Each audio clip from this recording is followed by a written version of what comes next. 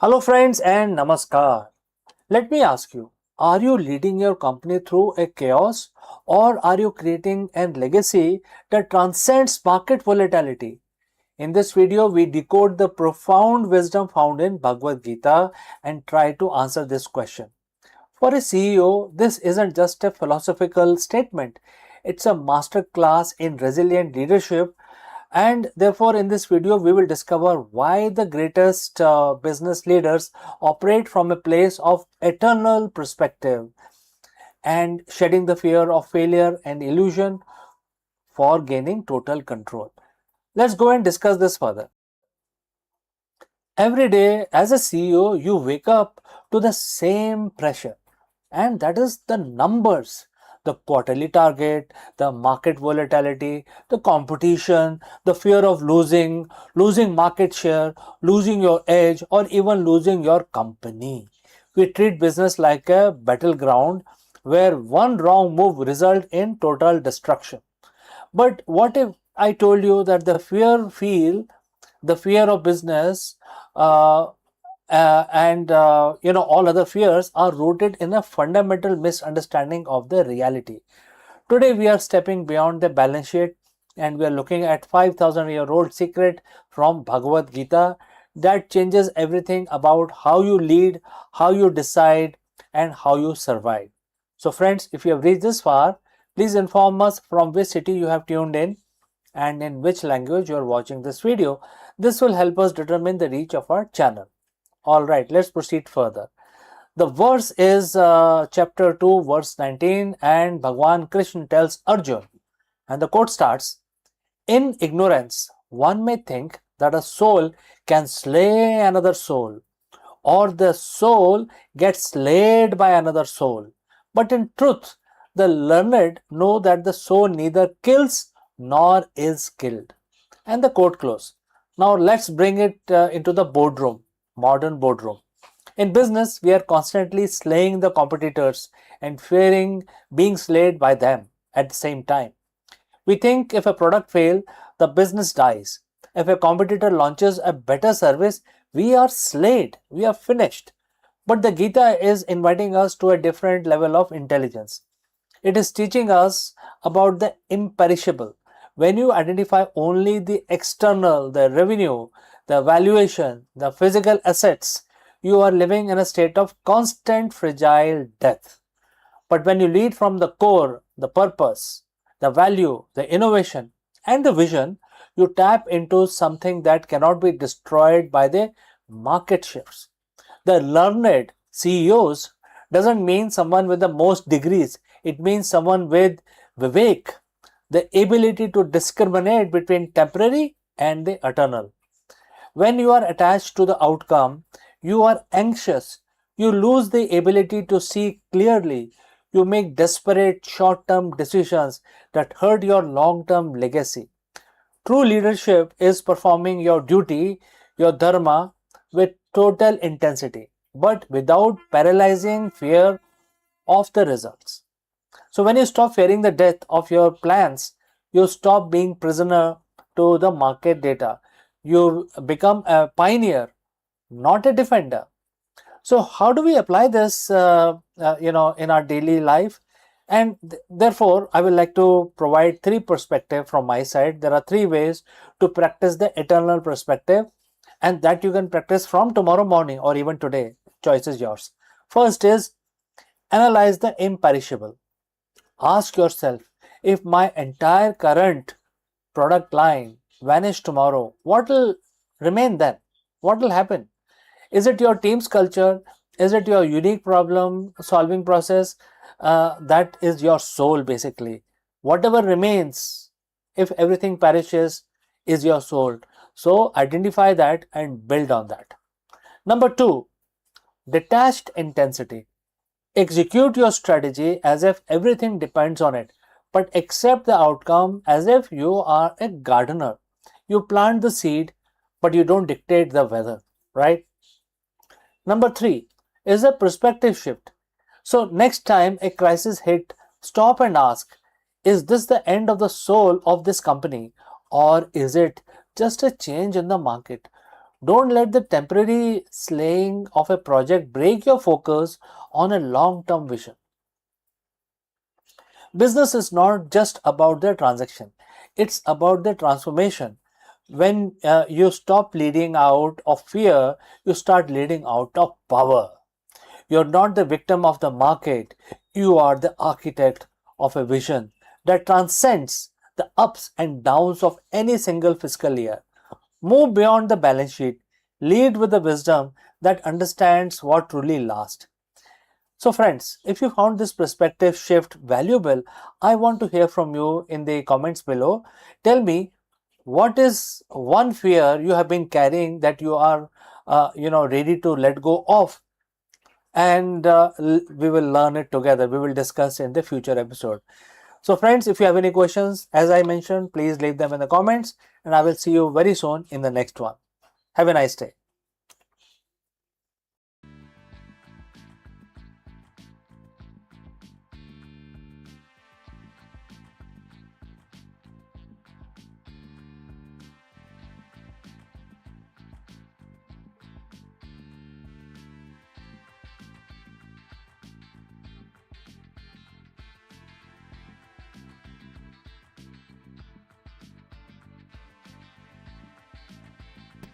Hello, friends. India and Netherlands have officially leveled up their relationship, announcing a massive strategic partnership focused on trade, innovation, and the most importantly, semiconductors. With the Netherlands being home to ASML, the backbone of global chip making, and India rapidly becoming a global tech manufacturing powerhouse, this super alliance is set to rewrite the rules of global supply chain. Therefore, in this video, we break down exactly what this partnership means, why semiconductors are at the heart of it, and how it impacts the global trade, technology, and geopolitics. Let's go.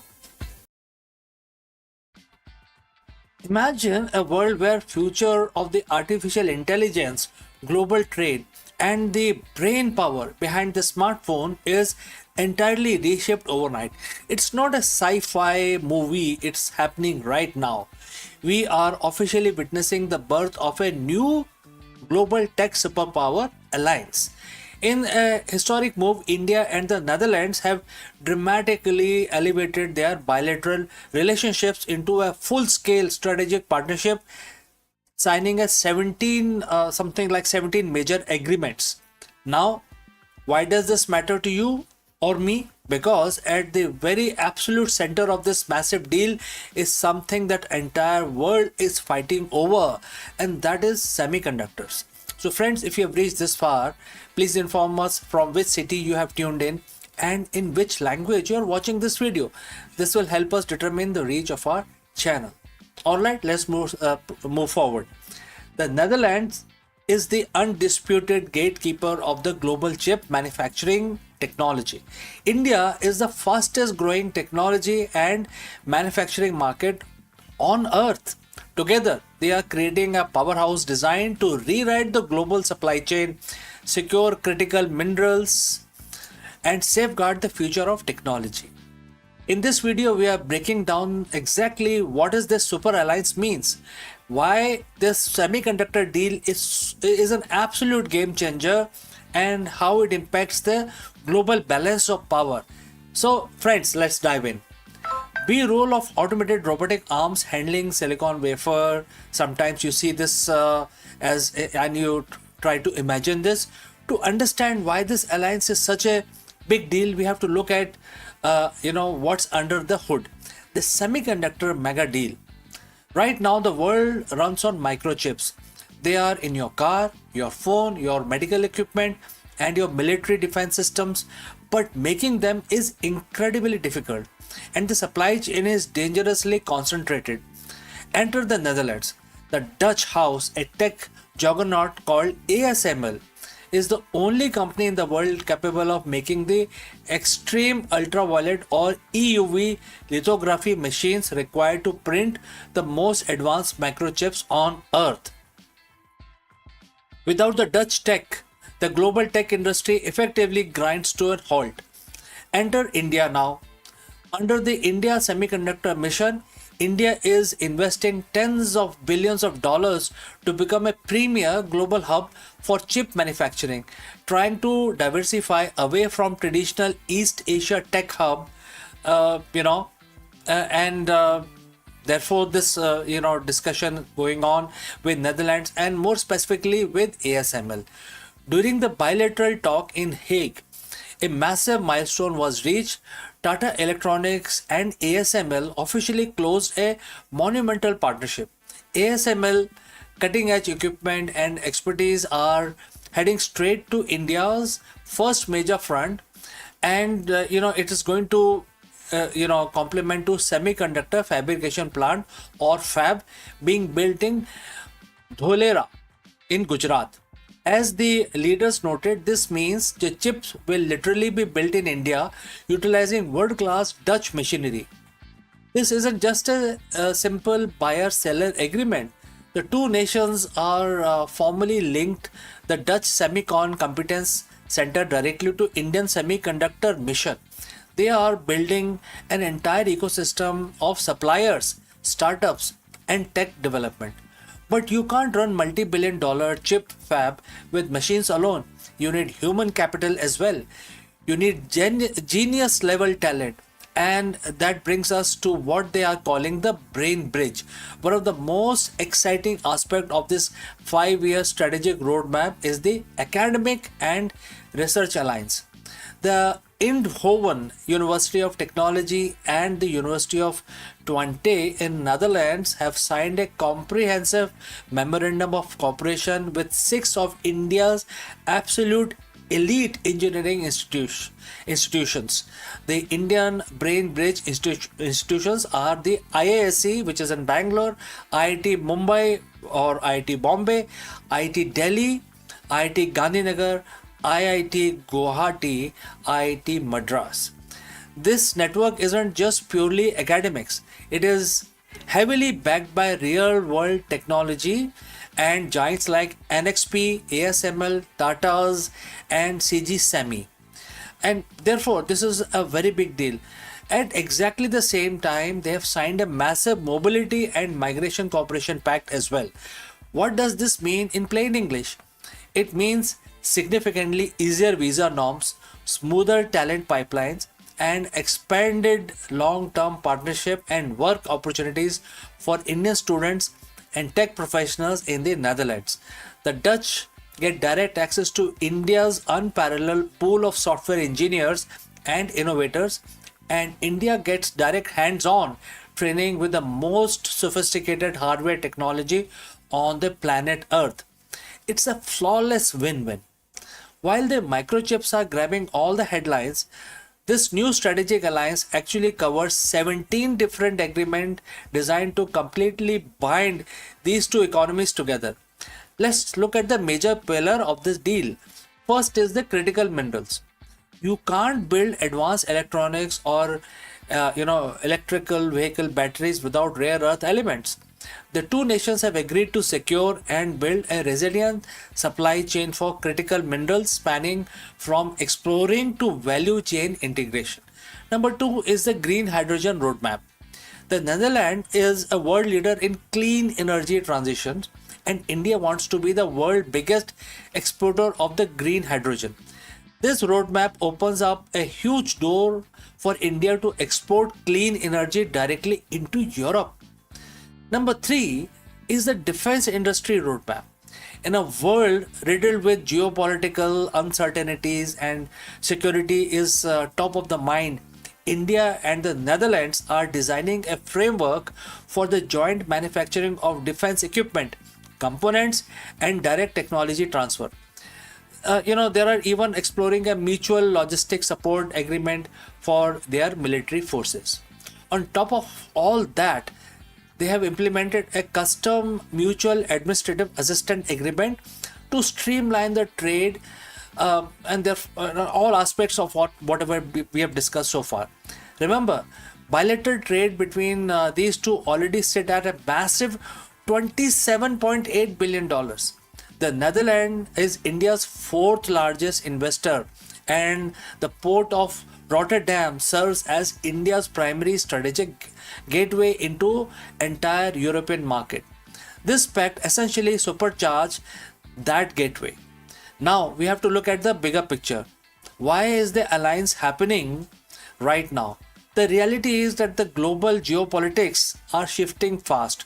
During their high level talks, the leadership of both nations spent a significant amount of time addressing global pain points. They expressed deep concerns over ongoing instability in West Asia and Ukraine, which have continuously threatened the global energy supplies and trade routes.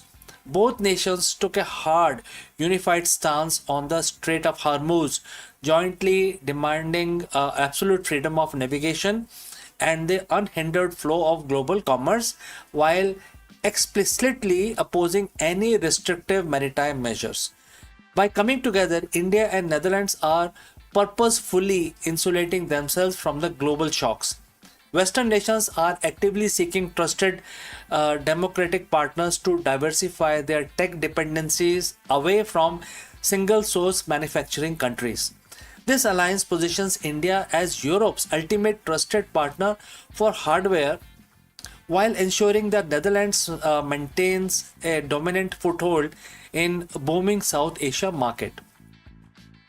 As the leadership highlighted during this historic summit, this represents a new golden era for India-Europe relationship. It marries the incredible speed and skill of India's economic growth with the world-class innovation and tech expertise of Netherlands. The roadmap of 2026 to 2030 is locked in.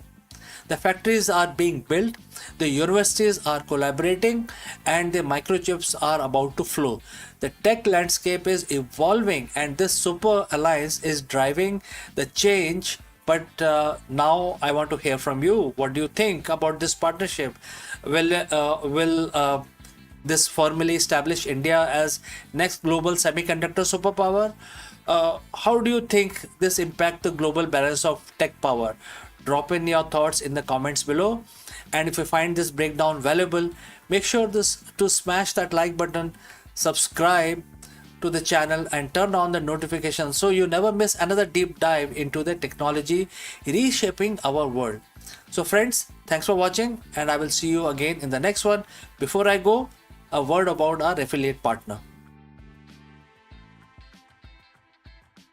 Stop settling for a good enough video.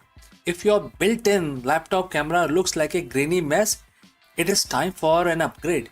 Want to instantly level up your video presence? I like to present the Lenovo Performance FHD webcam. This is a game changer for your desktop setup. Technically, this is packed. It has a very sensitive RGB sensor, very crisp photographs it takes. Also comes with two microphones on board, which helps you to record very clear voice in stereophonic format. And these microphones are very sensitive. You can actually move away from the camera up to 2 meters and these microphones will pick up your voice without any problem. This is a very strong piece. This is very sturdy. Comes with tripod ready. Comes with a very long leash, so it gives you a lot of flexibility to place the webcam wherever you want to keep in your studio.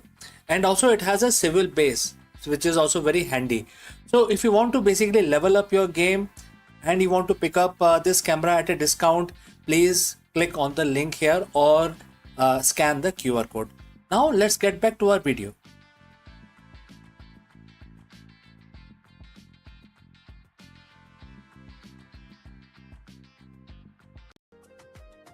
Bold new roadmap reshapes Indian classroom with a skill-based learning, multilingual literacy and technology-driven education, preparing students not just for marks but for life. Education in India is entering a new chapter. The Central Board of Secondary Education has announced a sweeping curriculum revamp that will take effect from 2026. And it promises to reshape the way millions of students experience learning. For decades, Indian school system had been criticized for its heavy reliance on rote memorizations, exam pressures, and limited focus on skills. This roadmap is CBSE's attempt to break away from the mold and align classroom with the vision of National Education Policy 2020.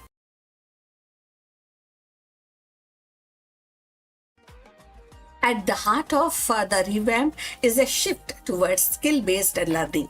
Instead of simply reproducing textbook answers, students will be encouraged to think critically, solve problems creatively, and collaborate with the peers. The idea is to prepare them not just for exam, but for the life beyond school, whether in higher education, the workplace, or society at large. Teachers will be expected to integrate projects, presentations, and real world case studies into their lessons, making learning more engaging and practical. One of the most debated actually changes in is the three language rule. Under the new framework, students will study three languages up to class 10, with at least one being an Indian language. Supporters argue that this will strengthen cultural roots, multilingual literacy, while the critics worry that it may add stress to students already juggling with multiple subjects. The policy reflects CBSE's attempt to balance global competitiveness with a national identity. So if you have reached this far, please inform us from which city you have tuned in and in which language you are watching this video. This will determine the reach of our channel.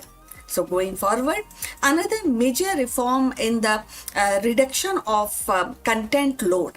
The syllabus will be streamlined to focus on core concept, cutting down an excessive detail that often overwhelmed students. And this will free up time for experimentations, experiential learning activities in the lab and the field projects and creative exploration.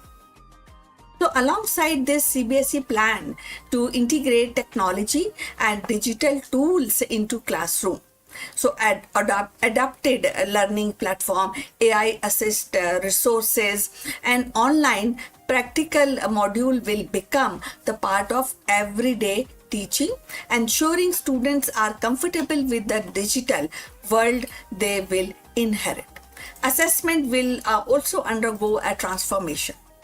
The traditional high-stake exam model will give way to continuous competency-based evaluation.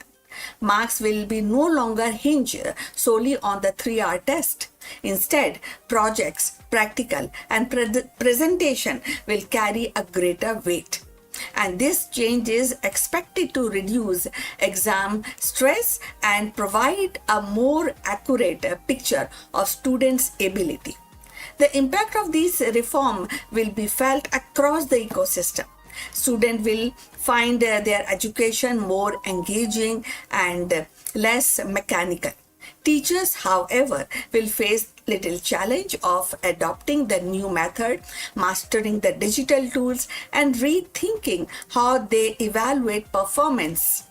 And parents too will need to adjust their expectation, as success will no longer be measured by exam scores but by skill and competencies. Of course, challenges remains, like training teachers across India's vast and diverse school network is no small task.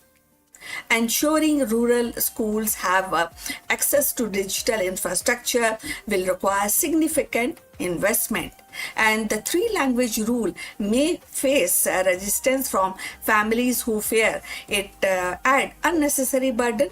Yet, despite these hurdles, the roadmap signals a bold step towards modernizing Indian education.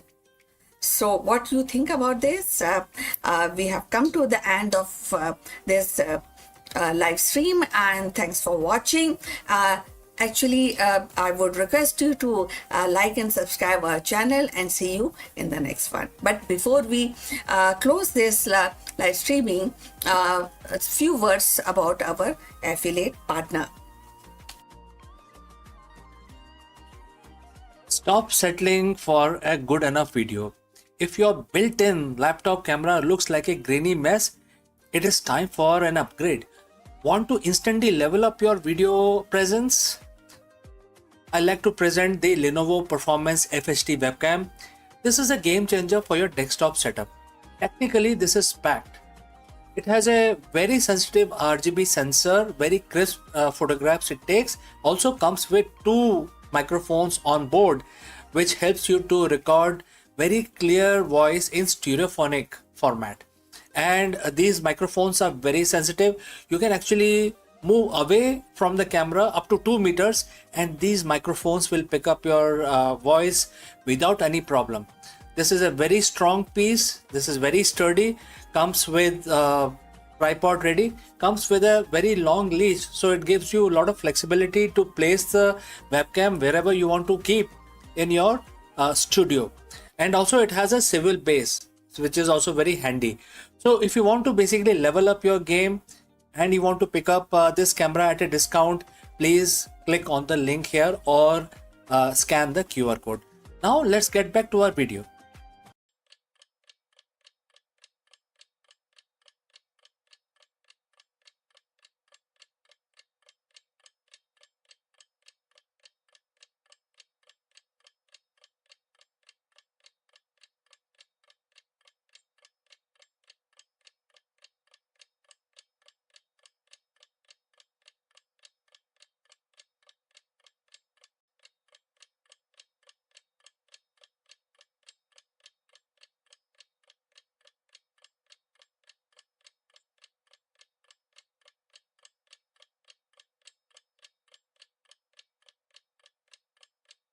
Namaskaram, you are most welcome. Let me ask you, is the traditional Indian bureaucracy officially dead? As of 2026, a radical administrative revolution is dismantling decades of red tape to prioritize digital sovereignty and smart city efficiency. We are diving deep into the policy shift that are finally stripping power from the legacy silos to empower a new era of urban economic resilience. Let's go and explore this further. If you have traveled through any major Indian metro over the last decade, you have seen them. The monument to broken promises, ghost towers, rusted, reaching into the sky like skeletal fingers, projects frozen in time for 15, 20 years, while the people who poured their life saving into them were trapped in, some sort of a nightmare of the courtroom, the corrupt local bodies, and the phantom developers who vanished into thin air. For generations, Indian real estate was a wild west. It was built on cash under the table, unaccounted grey market funds, endless bureaucratic loopholes, and legal systems so clogged it could take generations to just clear a property title. But as we stand in 2026, something seismic has happened. The old Indian real estate market isn't just changing, it is officially dead.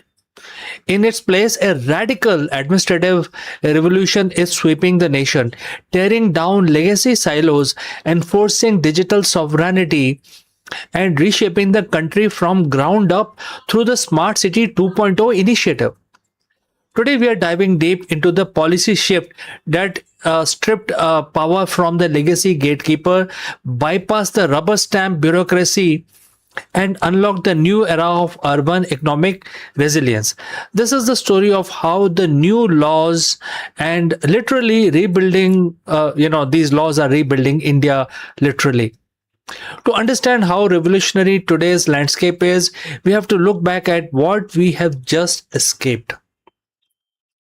For decades, the Indian real estate sector operated under a system designed for stagnation.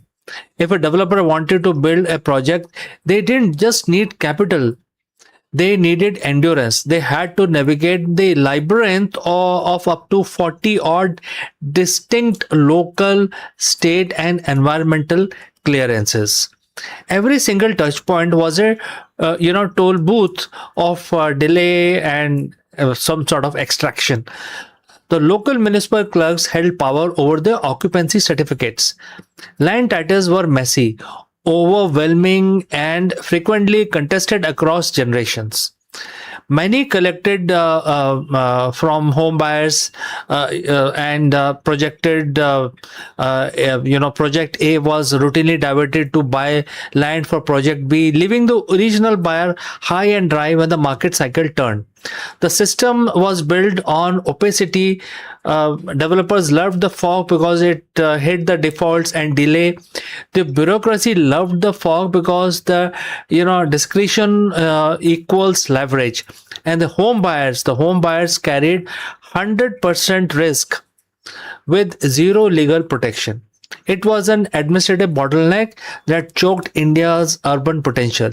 Cities grew organically, or rather chaotically, because the legal framework governing them belonged to the 19th century, while the economy was trying to sprint into 21st century.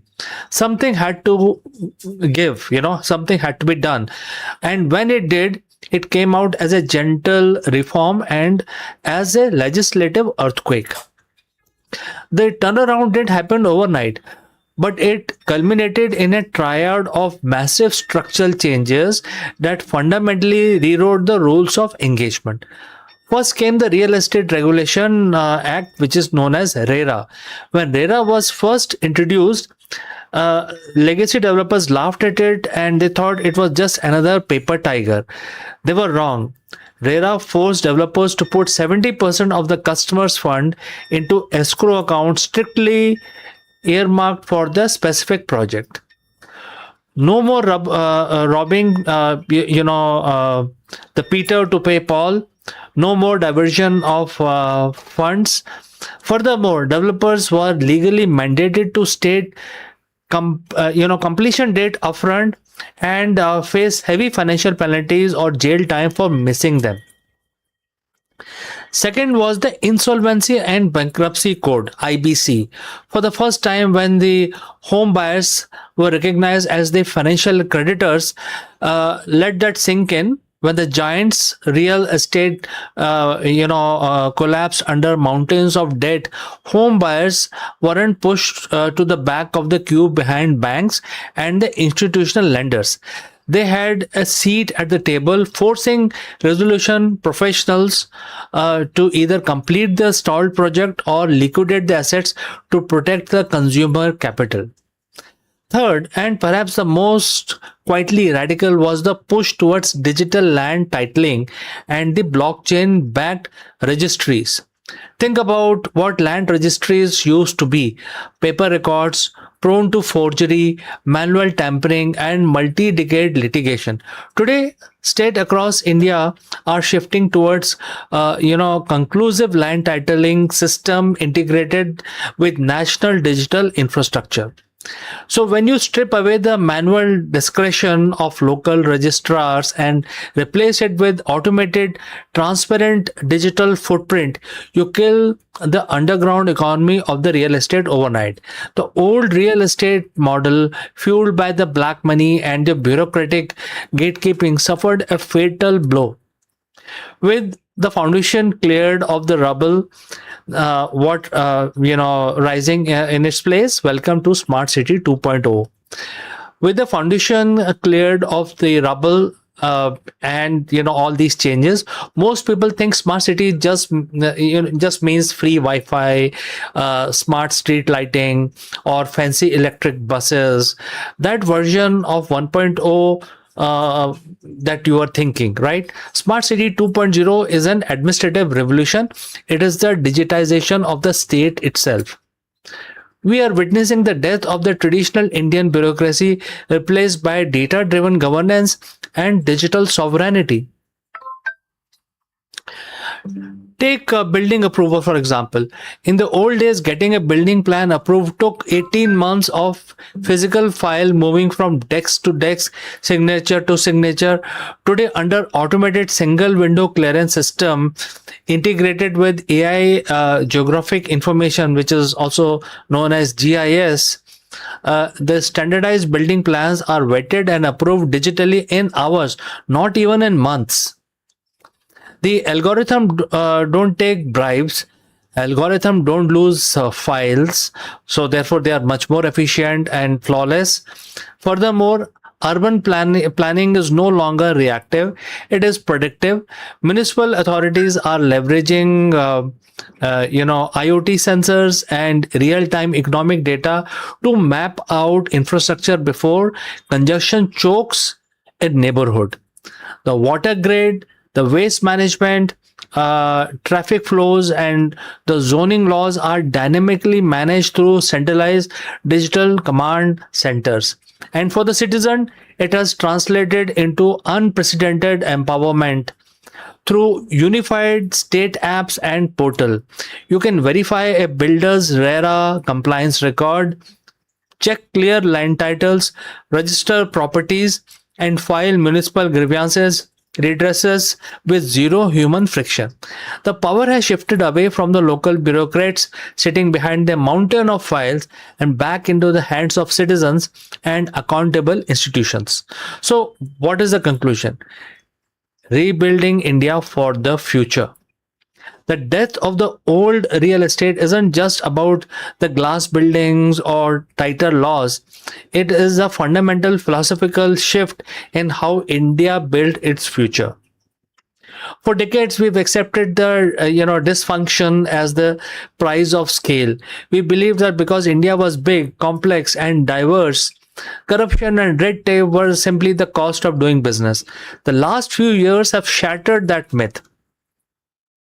By systematically dismantling legacy silos, enforcing transparency through code, and building administrative system that value efficiency over extraction, the India is proving that the nation of 1.4 billion people can modernize its physical and institutional infrastructure simultaneously. The ghost towers are being finished, the red tape is being shredded, and the new real estate, which is transparent, tech driven, and resilient, is laying the structural groundwork of the Viksit Bharat. The old bureaucracy is dead. Long live builders of the modern India. So, if you found this deep dive valuable, make sure to hit the subscribe button. Drop your thoughts in the comments below and share this video with someone who needs to see how India is changing. Thanks for watching, and I will see you soon, very soon, in the next one.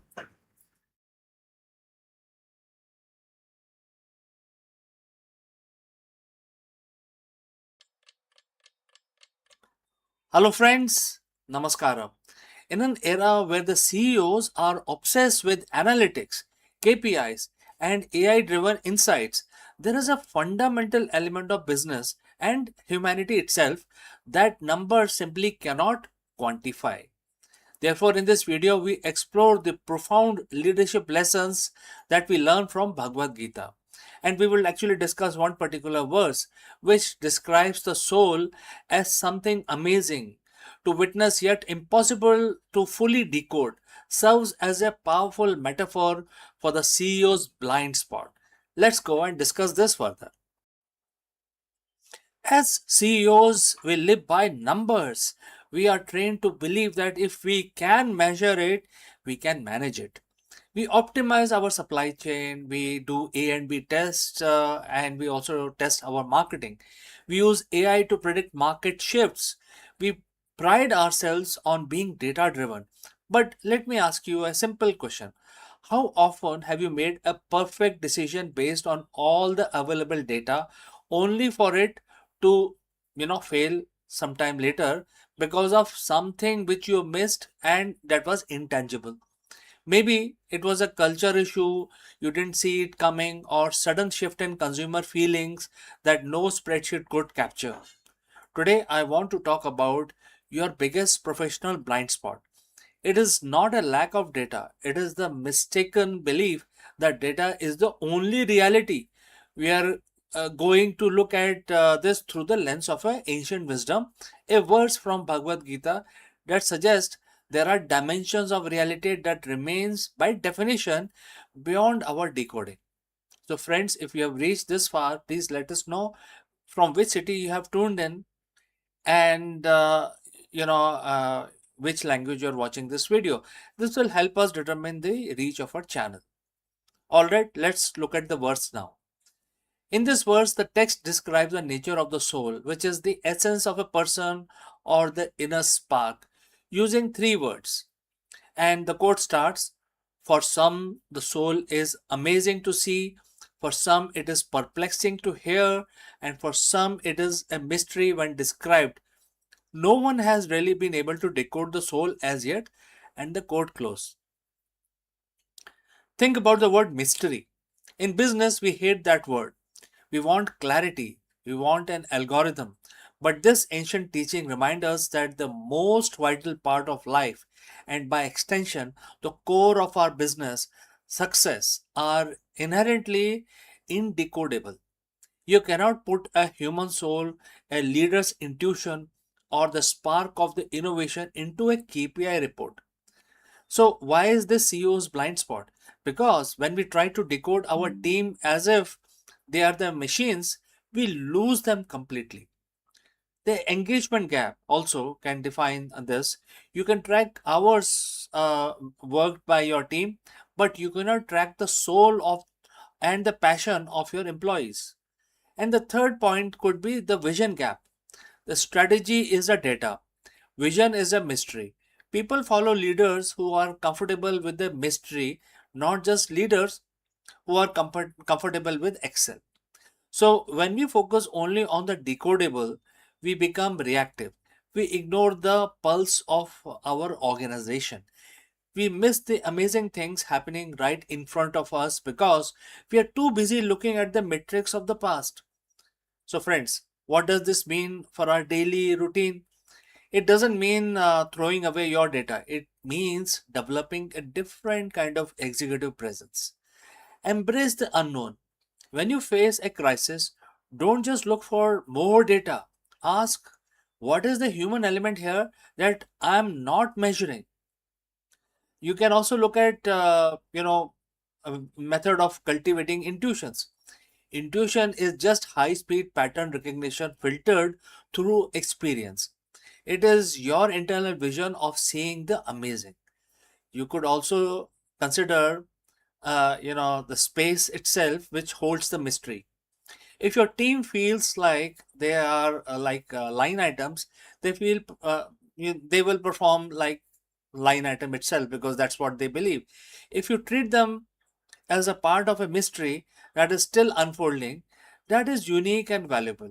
You tap into their true potential. The Bhagavad Gita tells us that the soul is a mystery, and it is beauty also. Maybe your business is too in a similar fashion. Stop trying to decode everything. Start embracing the mystery, and that is where the real growth will happen. So, friends, my name is CK. Thanks for watching. And if this shift your perspective today, subscribe for more ways to lead with both clarity and humanity. And I will catch you again in the next one.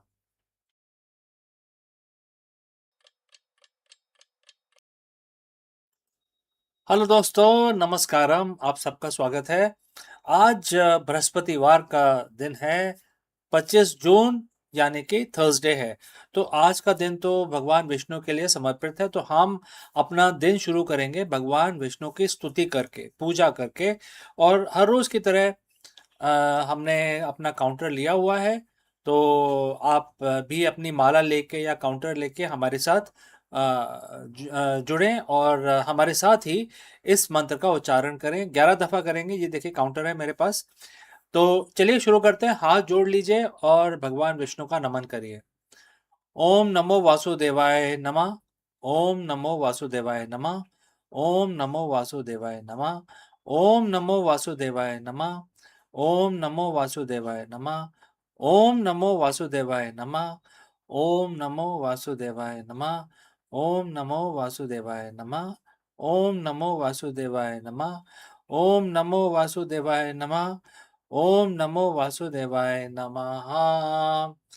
तो हमारा आज की पूजा समाप्त हुई। बहुत simple था, आपने देखा, बहुत छोटा सा मंत्र था। 11 दफा करें अपना बिजनेस या अपनी स्टडी स्टार्ट करने से पहले।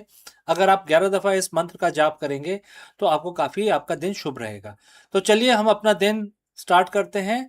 आपका भी दिन शुभ रहे और मंगलमय रहे, इसी कामना के साथ इस वीडियो को हम समाप्त करते हैं। लेकिन जल्दी ही मिलते हैं दूसरे वीडियो में, कहीं मत जाइएगा।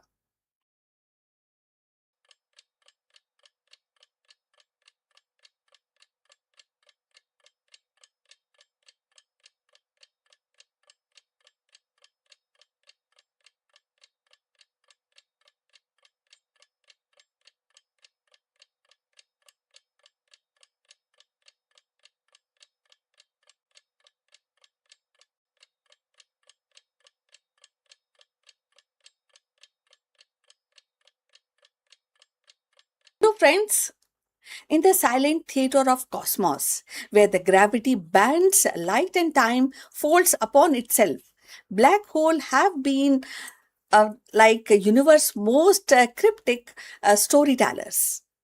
They swallow star as a whole, erased galaxies from the sight, and yet, paradoxically, may never truly destroy what they consume. For decades, physicists have stood at the edge of this mystery, staring into the event horizon and asking the unanswerable. Does universe forget? No, the situation is like as if we are actually listening echoes of abyss, and there definitely is a black hole paradox. Now, a new whisper rises from the depth, the idea that black hole leave behind tiny quantum remnants, eternal seeds that cradle the memory of everything which they have consumed. So these invisible relic could be universe way of keeping its secrets intact, maybe rewriting the laws of oblivion itself.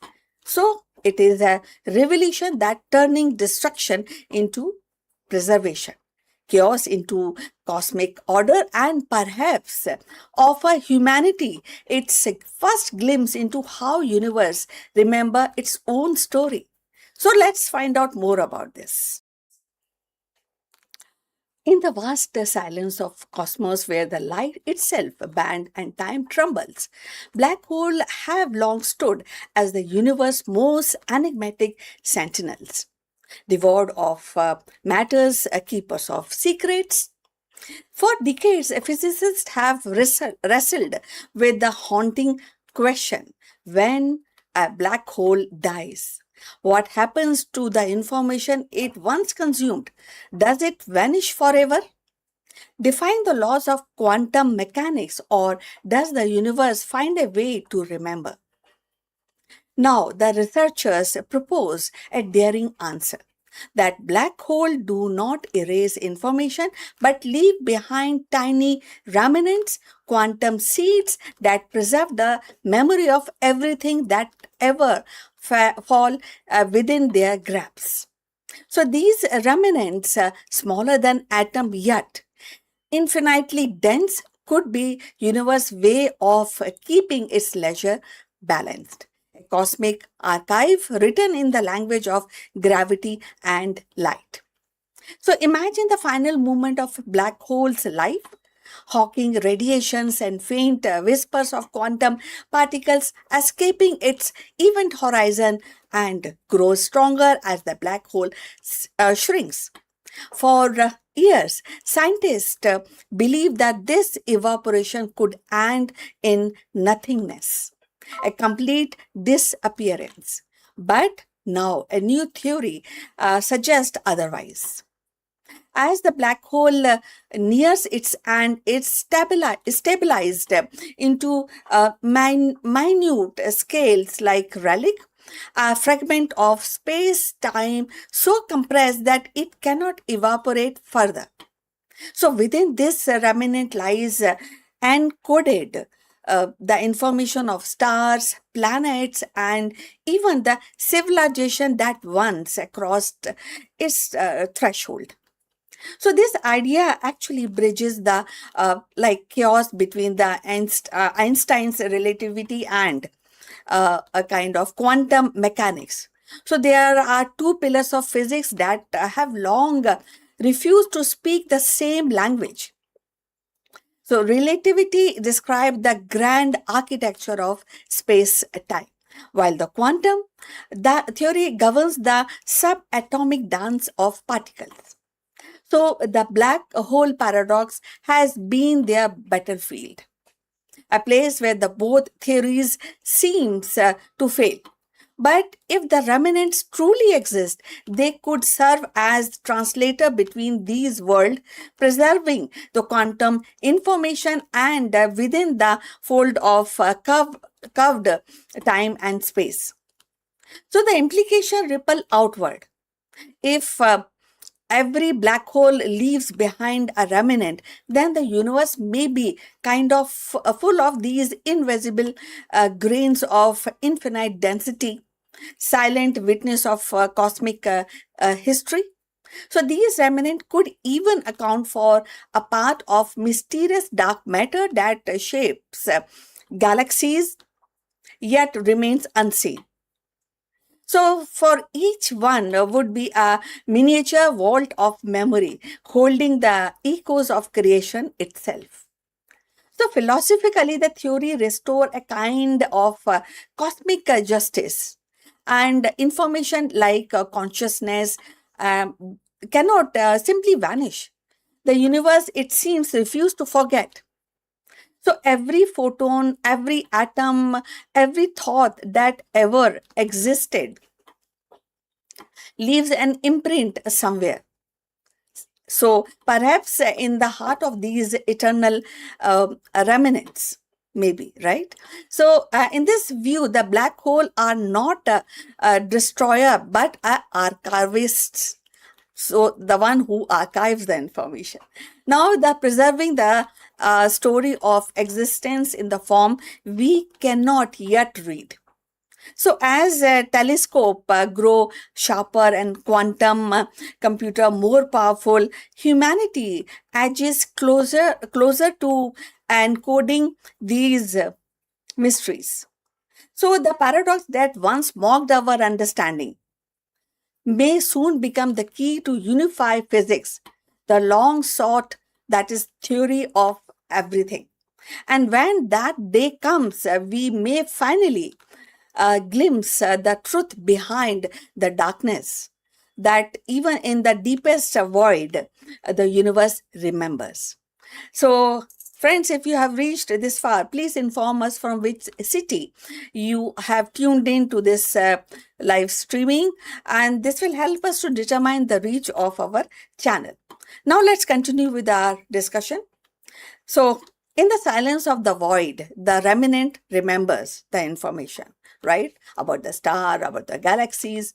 And so the paradox that once haunted physics finds a poetic resolution. So, black hole once thought to be ultimate erasers of a cosmic memory may instead leave behind tiny remnants, silent, indestructible seeds of information. So, in their shadow lies not oblivion but a preservation. Every star consumed, every photon swallowed, and every whisper of matter that etched into the eternal fragments, ensuring that the universe actually does not forget anything. So, what began as a riddle between the relativity and the quantum mechanics now unfold as a promise that even in the deepest darkness, memory endures. The black hole paradox, long a symbol of cosmic contradictions, become instead a testament to continuity, a reminder that the universe, vast and mysterious, yet carries its own archive of existence. So, friends, we have reached till the end. to the end of this discussion. We look forward for your comments on this topic, and kindly please do like and subscribe our channel, and see you in the next one very soon. Till then, bye.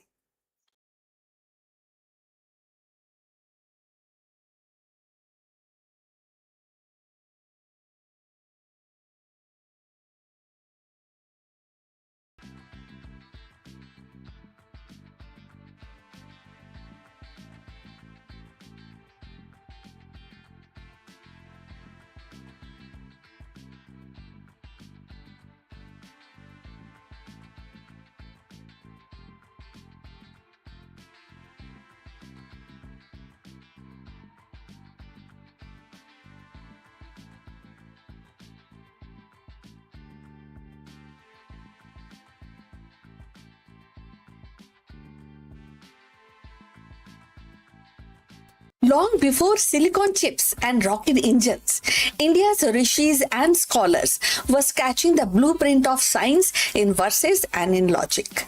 From Pingla's binary rhythm to Aryabhat's celestial equation, their insight became the hidden code of modern progress. What we call algorithm, astronomy, rocket science today and were once seeds planted in the fertile soil of ancient wisdom in India. To revisit their contribution, we should understand that it is not just a history, it is a reminder that the future was imagined centuries ago, and we are still living in their unfolding vision. So let's find out more. In the quiet corridor of ancient Indian thoughts, Pingla stands as a mathematician sage whose vision stretched far beyond his time. Living around 3rd, 2nd century BC, he composed the Chandra Shastra, a trusty in Sanskrit parody. At first glance, it was a study of poetic meters, but hidden within its verses lay a revolutionary idea: the earliest known description of binary numbers and combinational patterns. And in his hands, poetry became the mathematics, and the mathematics became a language of code. So Pingla's binary system was simple yet profound. So he represented sequences of long and short syllables, and using marks, and that correspond to what we call today 1 and 0. This was not merely a poetic device, it was a seed of digital logic. Centuries later, the same binary framework would become the foundation of computer science, coding language, and the algorithm that drives artificial intelligence. And in 2026, every smartphone, rocket guidance system, and the quantum processor hums with the rhythm of Pingla's insight. The universe can be described in two states: on and off, presence and absence. So if you have reached this far, please inform us from which city you have tuned in and in which language you are watching this video. This will help us to determine the reach of our channel. Now, moving forward, imagine the world without Pingla's contribution. Without binary, modern digital revolution would flatter. Computer might still exist, but their architecture would be clumsy, reliant on unwieldy numerical system. Rocket science, which depends on precise coding, error-free communication, would stumble. The artificial intelligence, which thrives on binary logic, would be delayed maybe by centuries. The absence of Pingla's vision would mean a world where the progress limps and instead of leaps. So where the dream of space exploration and the digital connectivity remain distinct. So in 2026, his relevance is sharper than ever. As scientists push boundaries in quantum computing, they still rely on binary as the bedrock of classical computation. Rocket science pierce the sky, and their guidance system echoes Pingla's binary rhythms. As artificial intelligence learns, adapt, and evolve, it does so through the string of 1 and 0, the same language Pingla first sketched in the poetic form. His work reminds us that the most advanced technologies are often born from the simplest truth. Modern scientists owe him a gratitude. Every programmer writes code, every physicist modeling particles, and every engineer designing spacecrafts stand on the shoulders of Pingla. His binary vision transformed poetry into mathematics, mathematics into logic, and logic into digital universe. To thank him is to acknowledge that the progress is not only building in the labs or observatories, but also in the mind of sage who saw pattern in verses, numbers in rhythm. Pingla's legacy is reminded that the science is not bound to by any time. His binary system, conceived in an age of oral tradition, poetic recitation, and now drive the engines of rocket science and the algorithm of artificial intelligence. In every line of code, in every rocket launch, in every digital heartbeat of 2026, Pingla's voice resonates. He showed us that the simplicity is the key to infinity. And that form two symbol 1 and 0, the universe of knowledge can unfold. So, the legacy of India's ancient scientists is not confined to dusty manuscripts or forgotten verses. It is actually pulses through every circuit, every rocket launch, every equation written today. Without their vision, the binary code of Pingla, the celestial map of Aryabhat, or the medicinal insight of Charak, our modern world would be poorer. And their wisdom reminds us that the progress is not born in isolation, but carried forward by generation who dare to imagine beyond their age. As we step into 2026 and beyond, every scientist, coder, explorer, actually owns a silent gratitude to these rishis of reason for their lit the first spark of discovery that now fuels the engines of science and rocket flights. And in their echoes, we find our future. So we have come to the end of this video. Look forward for your comment on this subject. And please like and subscribe our channel, and we'll see you in the next one. But before we end, few words from our affiliate partner.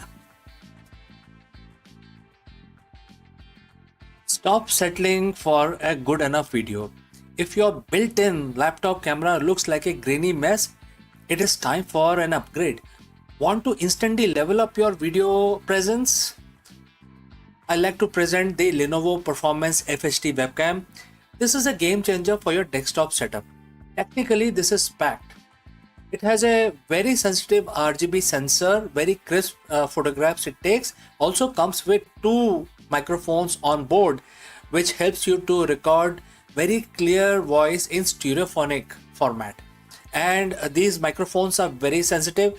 You can actually move away from the camera up to 2 meters, and these microphones will pick up your voice without any problem. This is a very strong piece. This is very sturdy. Comes with tripod ready, comes with a very long leash, so it gives you a lot of flexibility to place the webcam wherever you want to keep in your studio. And also it has a swivel base, which is also very handy. So if you want to basically level up your game and you want to pick up this camera at a discount, please click on the link here or scan the QR code. Now let's get back to our video.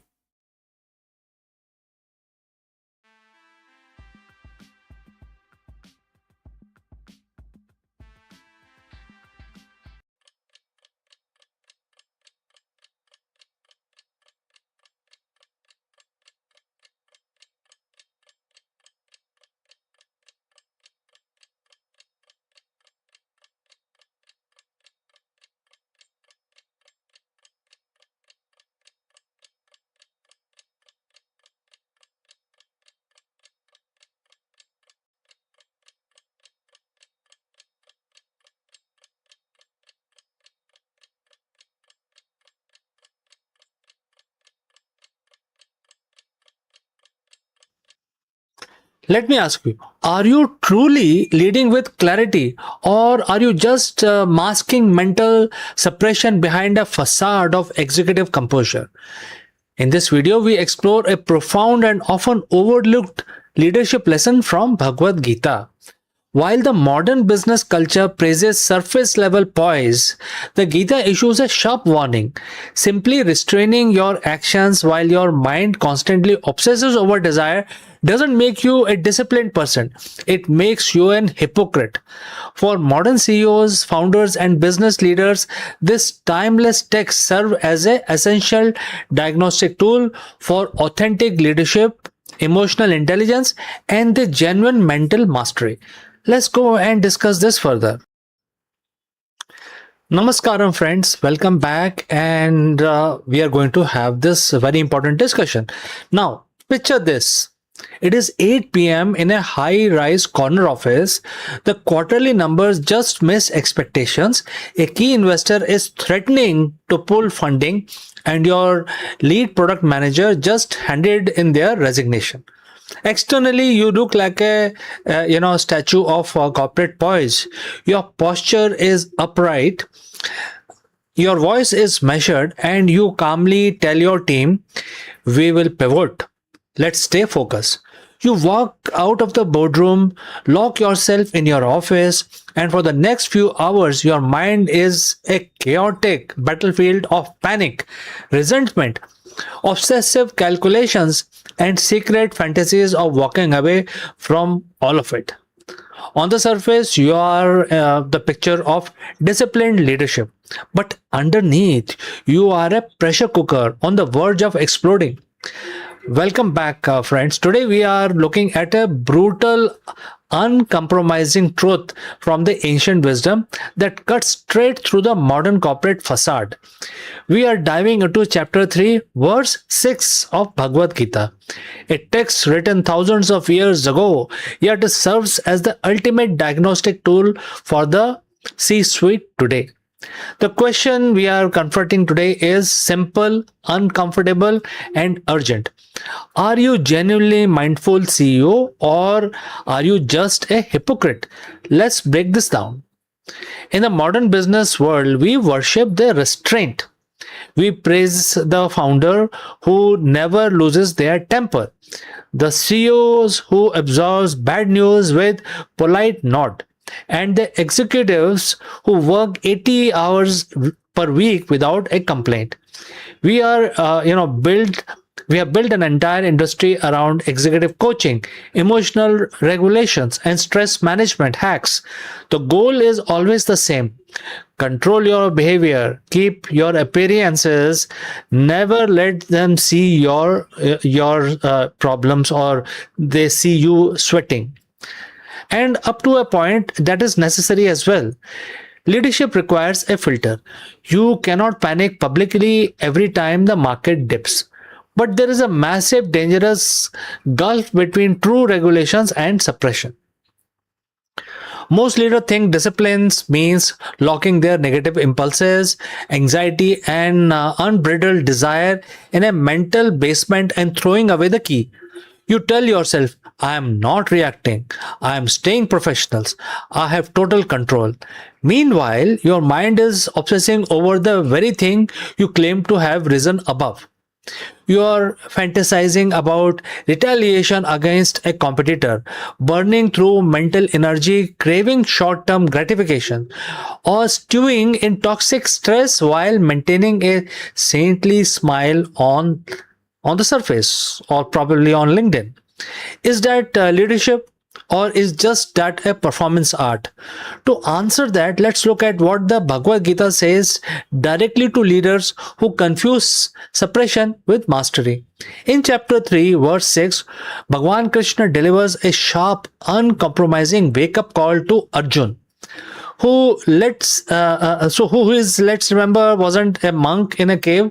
He was a supreme commander facing the ultimate high stake crisis of his life. The verse speaks, and the quote starts, Who he restrains is active organs of action, but whose mind dwells on sensory object is certainly deluded and is called a hypocrite. And the quote close. Such a simple few lines, right? Now let's sink in for a moment. Read that through the modern business lens. Bhagwan Krishna isn't talking about religious hypocrisy. He is talking about the psychological integrity. He is saying that if your physical stop yourself from doing something, whether it is lashing out at an employee, making an impulsive ego driven acquisition, or indulging in burnout induced behaviors, but your mind is still constantly craving, obsessing, and plotting behind that, behind the locked doors, you haven't mastered anything. You are just wearing a mask. So, someone whose outward behavior does not match with their internal state is what can describe you perfectly. For a CEO, this is terrifying mirror. How many of our strategic decisions are born not from clear mindful vision, but from suppressed desire bubbling over in disguise? How many corporate cultures are toxic precisely because the leadership team is practicing forced suppression rather than authentic transformation? When you suppress your desire instead of understanding and resolving them, they don't disappear, they mutate. They turn into passive aggressive management, sudden outburst over minor mistakes, chronic decision fatigue, and deep systemic burnout. Let's look at how this plays out in real world business. What happens when a CEO lives the contradiction described in verse 6? First, decision making basically gets degraded. When half your cognitive bandwidth is being consumed by sheer exhausting effort of holding back your internal chaos, you have very little brain power left for high level strategic foresight. You start making reactive, short sighted choices because your internal system is trained to its absolute limits. Second, the trust erodes. The employee have an unspoken radar of authenticity.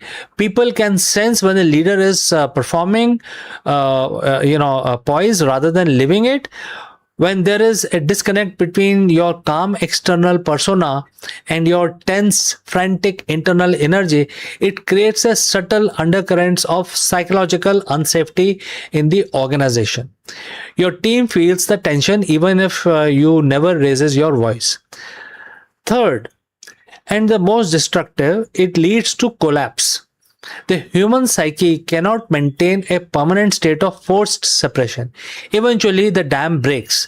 It usually happens at the worst possible time, during a major merger, a board meeting, or a personal health crisis. The Gita warning is very clear. Pretending to detach while your internal desires are running wild is a recipe of self-destruction. So, friends, what is the alternative? If suppression makes you a hypocrite and giving it to very impulse making you reckless, what does a truly mindful CEO do? True mental discipline, what the Gita refers to, is karma yoga, and the mastery of the mind isn't about building a stronger prison of thoughts. It's about changing your relationship to them. And here is how you apply this principle in the C suite starting today. First, audit your motives, not just for metrics. So, friends, before you sign off on a major initiative, pause and ask yourself, am I doing this out of genuine strategic clarity, or am I chasing validation, soothing an ego wound, or reacting out of hidden fear? Bring your hidden desires out into the light of your own awareness. Second, move from suppression to transformation. When an unwanted urge or a stress response arises, whether it is micromanaging, anger, or greed, don't just white knuckle your way through it. Observe it, acknowledge it, Understand why it is there. As Gita teaches, mastery begins when you realize you are the observer of your mind, not the chaotic thoughts themselves. Next, align your inner state with outer action. Integrity in leadership means closing the gap between the boardroom persona and the inner self. When your internal value, mental clarity, and external actions are completely aligned, you don't need to force restraint.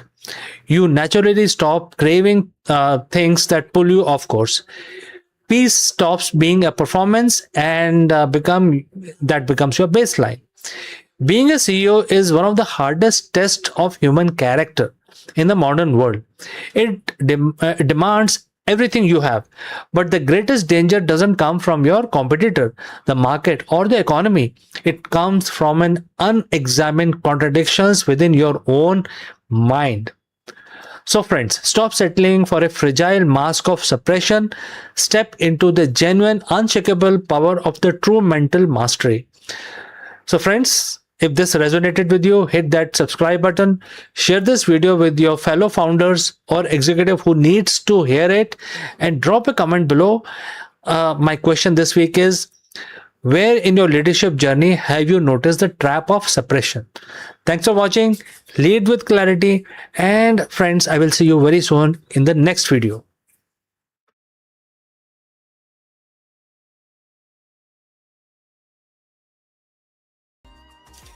In the world of high-stake business, we talk about freedom. We in fact talk a lot about freedom and market freedom, financial freedom, the freedom to innovate.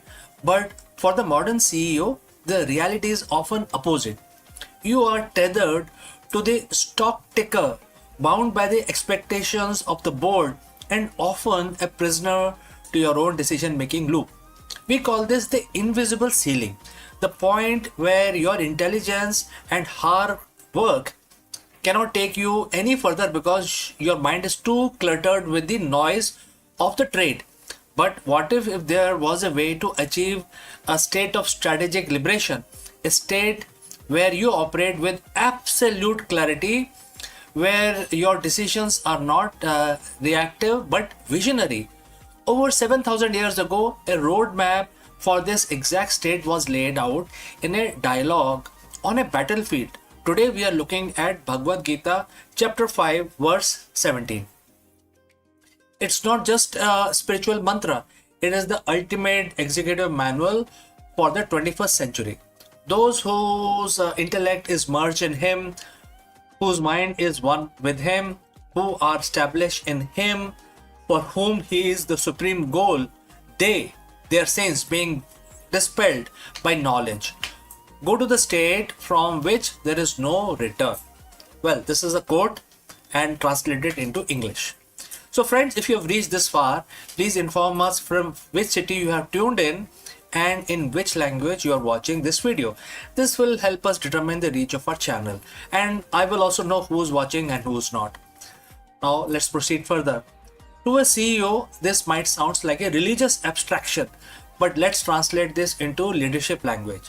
The words identify 4 pillars of focus. First, intellect. What is the intellect? Your strategic analytical power. Next, mind. Your emotional intelligence and focus. Third, establishment. Your core values and conviction. Fourth, the goal. Your ultimate vision or the North Star. So the Gita suggests that when these 4 are aligned with supreme truth, or in the business terms, a transcendental purpose, you reach a state of no return. In business, that is a definition of the legacy. One of the most striking phrases in this verse is the sin destroyed by knowledge. In a boardroom, we don't use the word sin, but we do use word error. In this context, sin refers to the mental impurities that could cloud judgment. Ego, attachment to a specific outcome, fear of failure, cognitive biases, etc. Think of these as the cognitive debt. Every time you make a decision based on your ego rather than data point, you base on how we have always done it rather than The truth, you accrue debt. This debt slows your company down and it creates a friction. So the Gita says this debt is destroyed by knowledge, not just information. We have plenty of that, but realized knowledge is missing here.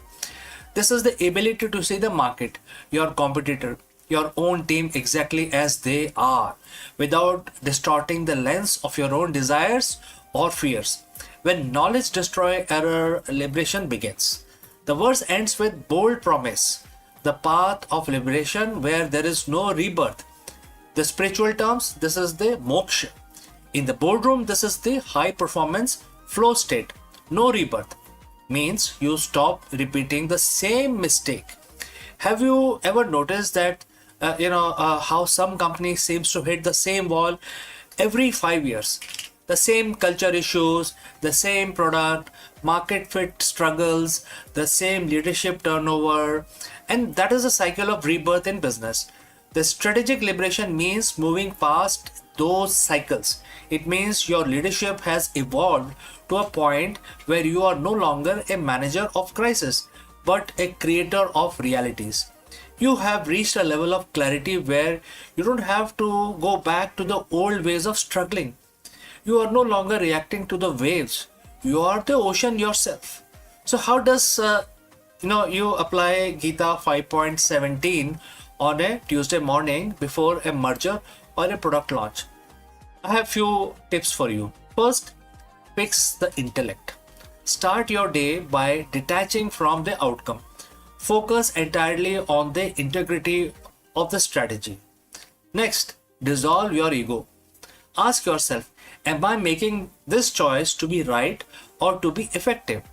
If it is to be right, that's the sin. And the verse mentions this very clearly. Let knowledge dissolve it. Right? Next is establish the North Star. Ensure your supreme goal isn't just this quarter's earning, but a purpose that provides value to the world. When your goal is supreme, your stamina becomes infinite. True leadership isn't about control, it's about alignment. Chapter 5, verse 17 of Bhagavad Gita teaches us that when our intellect, mind, and faith are fixed on a truth higher than our own, we become liberated from the friction of the corporate world. We move beyond the boardroom. We stop being driven by the fear of loss and start being pulled by the power of vision. This is the strategic liberation. That is the path of the sage leader. The question isn't whether you can afford to learn these lessons. The question is, can you afford the rebirth of your past mistakes, and what happens if you don't? My name is CK, and this has been a look into the timeless wisdom of Gita for the modern executive. Thanks for joining live. Thanks for listening. Before we move on to the next video, a few words about our affiliate partner. Stop settling for a good enough video. If your built-in laptop camera looks like a grainy mess, it is time for an upgrade. Want to instantly level up your video presence? I like to present the Lenovo Performance FHD webcam. This is a game changer for your desktop setup. Technically, this is packed. It has a very sensitive RGB sensor, very crisp photographs it takes. Also comes with 2 microphones on board, which helps you to record very clear voice in stereophonic format. And these microphones are very sensitive. You can actually move away from the camera up to 2 meters, and these microphones will pick up your voice without any problem. This is a very strong piece. This is very sturdy. Comes with tripod ready. Comes with a very long leash, so it gives you a lot of flexibility to place the webcam wherever you want to keep in your studio. And also it has a swivel base, which is also very handy. So if you want to basically level up your game and you want to pick up this camera at a discount, please click on the link here or scan the QR code. Now let's get back to our video.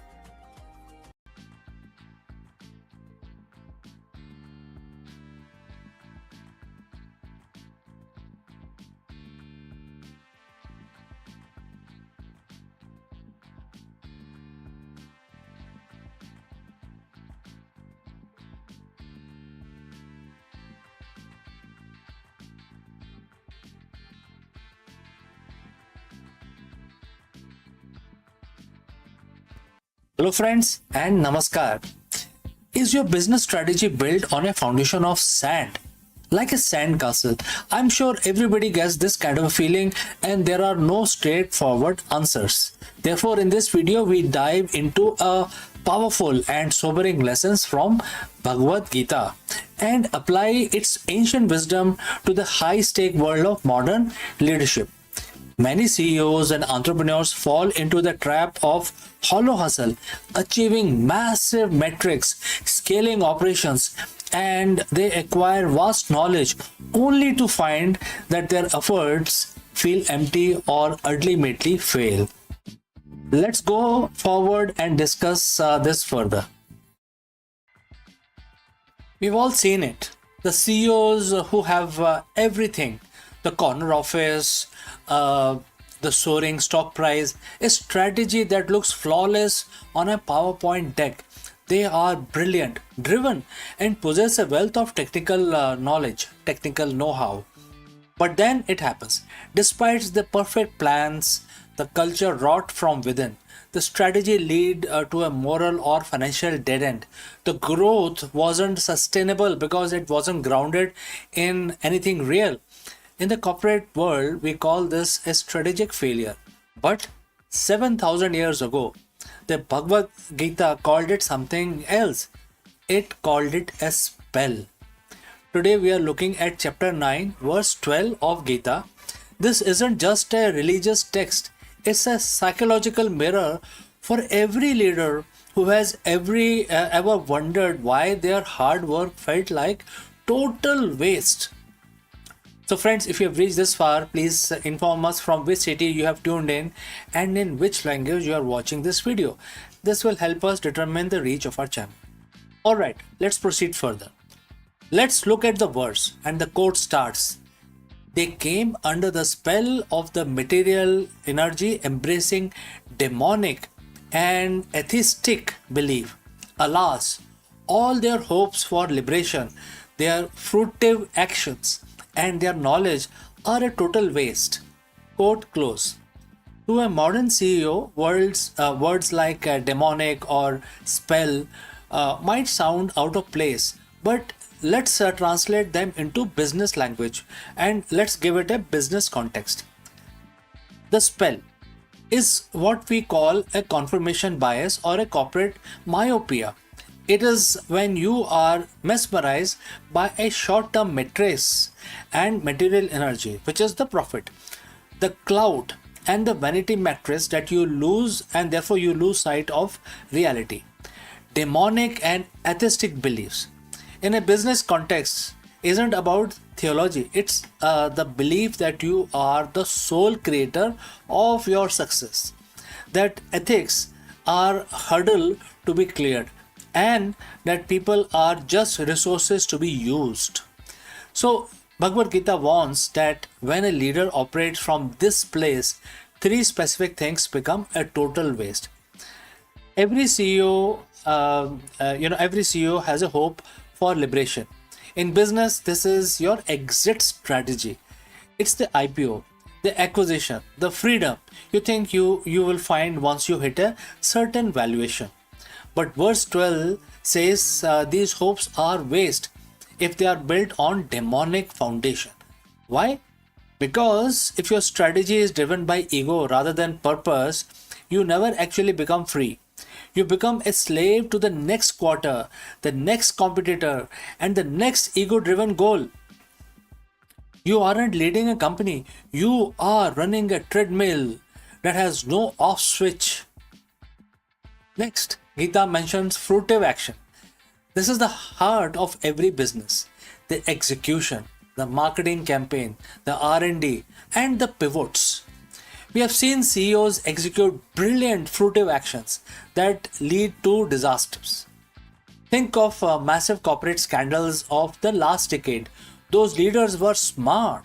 Their actions produce fruits, which is, in other words, money. And therefore, this is all short terms. But because those actions embrace atheistic belief, meaning they ignored the universal laws of integrity and service, the fruits was poisonous. The result, total waste. lawsuits, bankruptcy, and destroyed reputation. This is the most painful part for a leader. The Gita says your knowledge is a total waste. You might have an MBA from Harvard.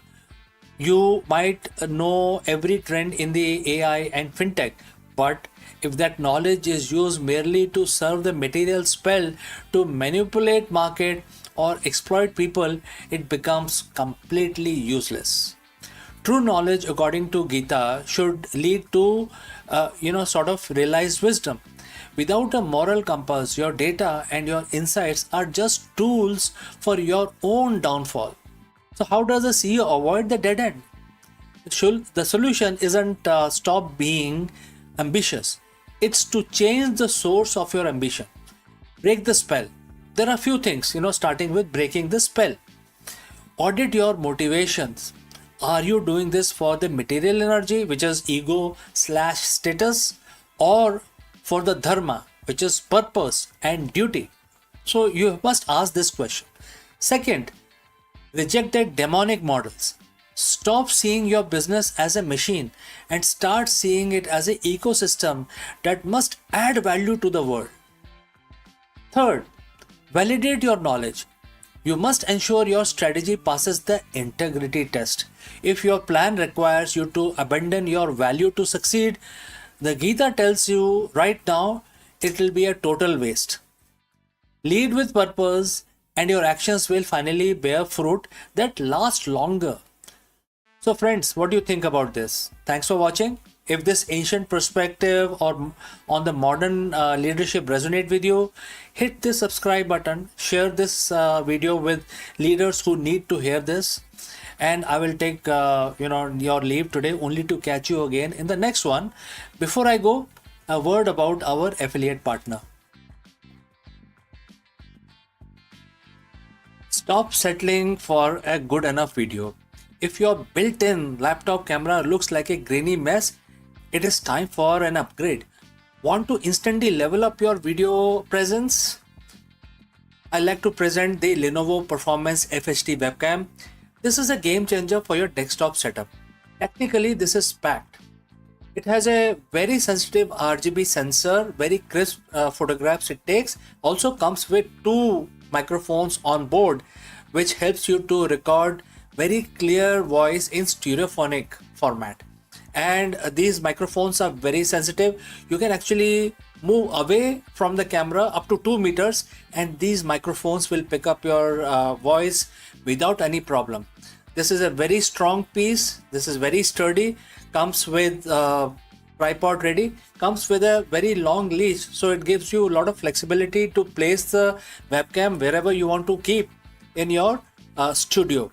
And also it has a swivel base, which is also very handy. So if you want to basically level up your game and you want to pick up this camera at a discount, please click on the link here or scan the QR code. Now let's get back to our video.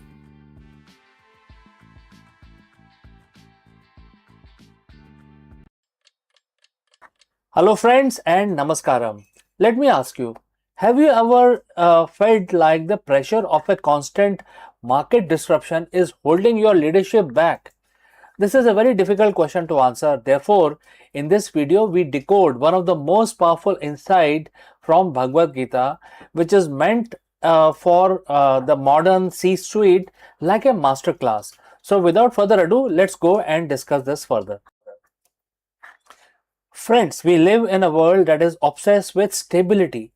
We build houses, we sign contracts, we seek permanent jobs, and we nurture long-term relationships, all in one attempt to build a fortress of certainty. We want to know that tomorrow will look exactly like today. But if you look at your life, really look at it, you know that it is an illusion. Think about the person you were 10 years ago. Your cells were rearranged, regenerated. Your perspectives have shifted. Your losses have mounted and your joys have evolved or even probably disappeared the way you want to know it. You are not the same person yet. We all cling to the idea of static self. Today we are going to explore one of the most profound yet unsettling truths ever spoken in human history. It comes from Bhagavad Gita, chapter 2, verse 27. It is a verse that cut through the noise of our anxiety and offer a radical invitation to stop fighting the current of life and start swimming with it. So friends, if you have reached this far, please inform us from which city you have tuned in and in which language you are watching this video. This will help us determine the reach of our channel. Alright, let's proceed further. In the middle of the battlefield, Prince Arjun is paralyzed by grief. He sees his teachers, his cousins, his friends on the other side, and he realizes that death is inevitable. He refuses to fight because he is terrified by the change that death will bring. Bhagwan Krishna, his guide, doesn't give him a comforting lie, right? He doesn't say, don't worry, everything will stay the same. Instead, he says something startling. Let's look at the verse itself, which is verse number 27 in chapter 2. And the quote starts, "For that which is born, death is certain, and for the dead, rebirth is certain. Therefore, you should not grieve over the inevitable." And the quote close. Such powerful words, if you try to imagine. Now, on the surface, this sounds like a bleak outcome. It sounds fatalistic. But look deeper. Krishna is teaching the law of impermanence. He is saying that universe is a cycle of manifestation and dissolutions. Nothing that exists in the physical realm, not your body, not your possessions, not your status, can stay in one form forever. To exist is to change. To change is to transform. And to transform, you must let go of the previous version of yourself. Why does this verse makes us uncomfortable? Because of the gap between what is and what we want to be. We suffer when we treat our lives like a movie we want to pause.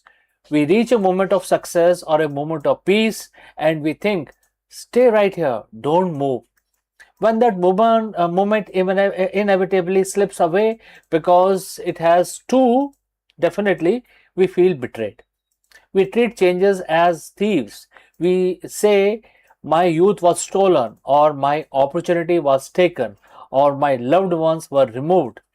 But verse 27 suggests a paradigm shift. What if the change isn't a thief? What if the change is simply the mechanism of growth? Imagine a river. If the water stops moving, it becomes stagnant pool. It loses its ability to give life. It becomes a breeding ground for decay.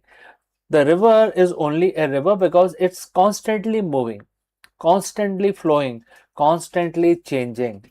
You too are like a river. When you resist the flow of your own life, you create the very misery that you're trying to avoid. So how do we apply this in modern world? How do we live by the wisdom of this particular verse? It starts by realizing that you don't have to wait for physical death to experience this cycle. Your experience, you experience like little death every single day, isn't it? So every time you change your mind, a piece of your old self dies. Every time you leave a job, a role you played dies.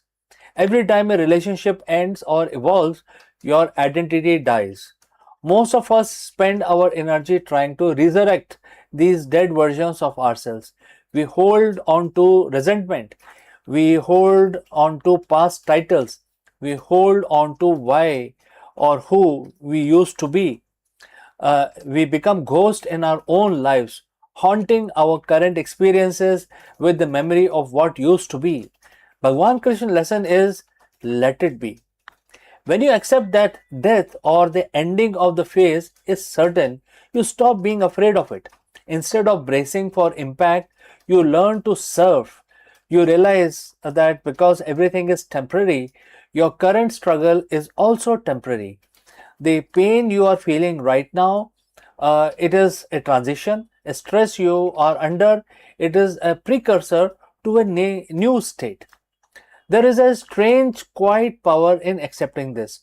When you stop fighting the inevitable, you stop being a slave of your own circumstances. If you know the sum the sun must set. You don't cry when the sky turns dark. You prepare for the stars. You appreciate the beauty of the twilight. This is the freedom of the soul. The Gita isn't telling us to be cold or unfeeling. It is telling us to be centered. It is telling us that your true essence, the I that is witnessing this video right now, is not the thing that is changing. You are the screen upon which the movie of your life is being played. The character on the screen move, they dance, they leave, they die, but the screen remains unchanged. When you identify with the screen and not just the character, changes becomes an adventure rather than a catastrophe. So my invitation to you today is, look at one thing in your life that you are currently resisting. Maybe it is a change in your career, a relationship that has shifted, or simply the fact that you are getting older. Take a deep breath, say to yourself, this is a cycle of life. It is the nature of the universe. Don't fight the current, embrace the flow. Understand that by letting go of what is moving out of your life, you are clearing the space for what is trying to come in. Change is not your enemy. Change is only constant, and in that there is a profound, unshakable peace. So, friends, thanks for listening. If you have any questions, please do not hesitate to send it across. And friends, I will catch you again very soon in the next one.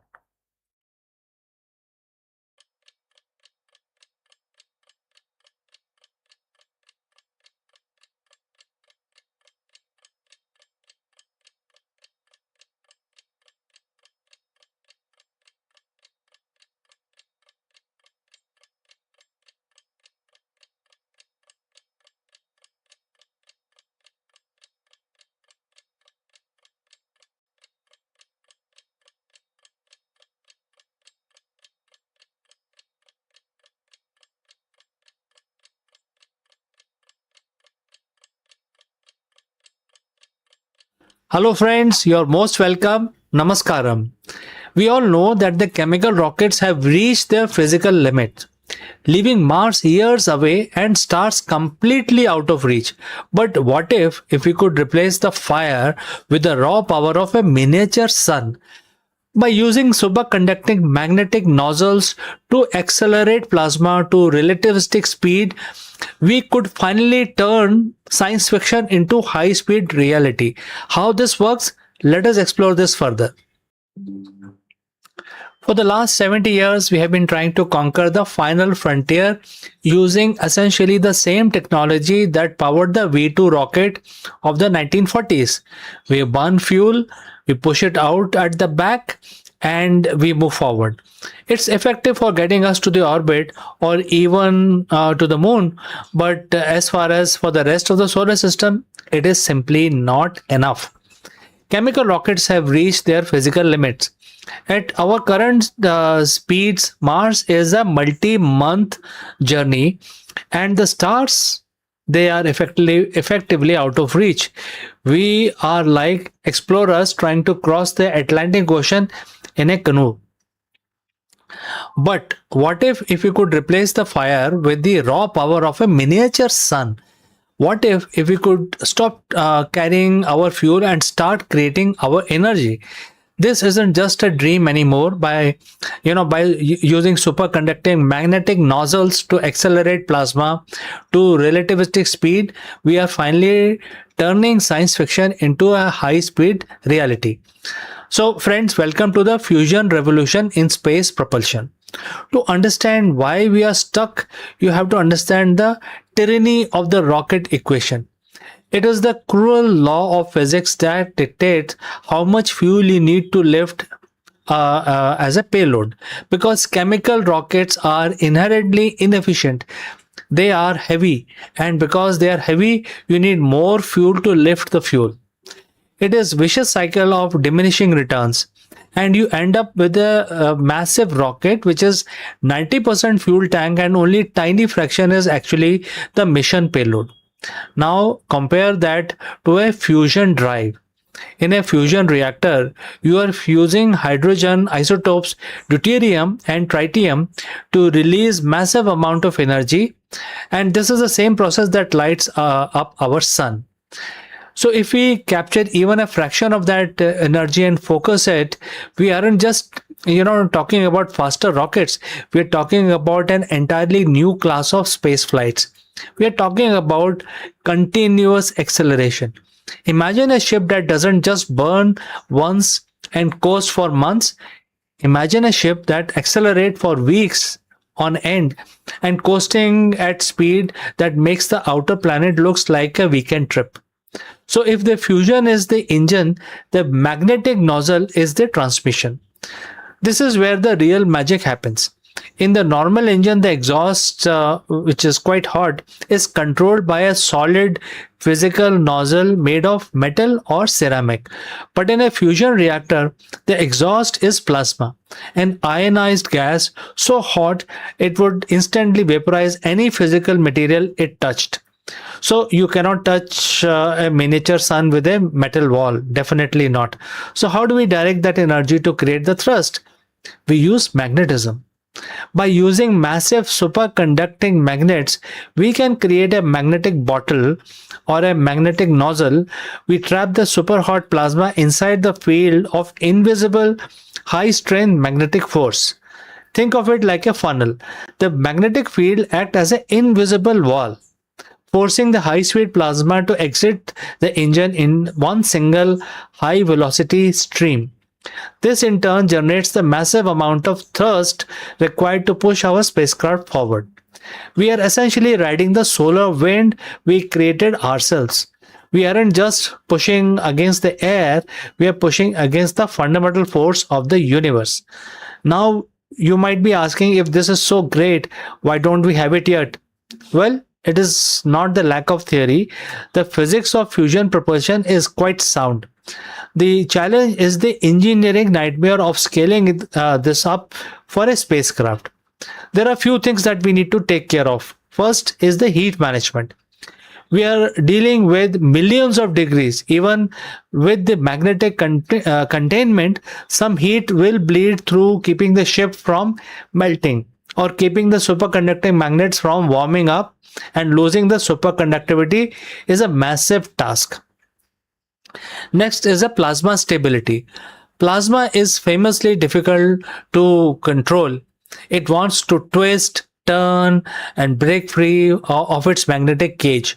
Maintaining a stable, consistent stream for years of interstellar travel requires computing power and control systems that are still in their infancy. Next is the weight versus power. Our magnets currently are huge, heavy, and require massive cooling system. For an interstellar vessel, we need to drastically increase our power to weight ratio. But here is a good news. We are seeing breakthroughs. New high temperature superconducting materials are being developed right now that allow for smaller, lighter, and more powerful magnets that we ever thought possible. When we master the magnetic nozzle, we change everything. Mars won't be a 3 year mission, it will be a 3 months mission. The asteroid belt will be an industrial base, and Oort Cloud, that will become our new frontier. We are currently the generation that is deciding whether we stay on a single planet and become a single planet species, or we are trapped by the weight of our own chemical fuel, or whether we become a truly interstellar civilization. The fusion revolution isn't coming in a 100 years. It's being calculated, engineered, and tested in labs right now. The fire of the star is within our reach. We just need to figure out how to point it in the right direction. So, friends, thanks for watching. And if you want to, want us to dive deeper into physics of how we might actually build these superconducting magnets, make sure to subscribe and let me know in the comments. If you could go to any other star system, where would you point your fusion drive to? I am more curious to know what people think about this. So, friends, thanks for watching, and I will catch you again in the next one.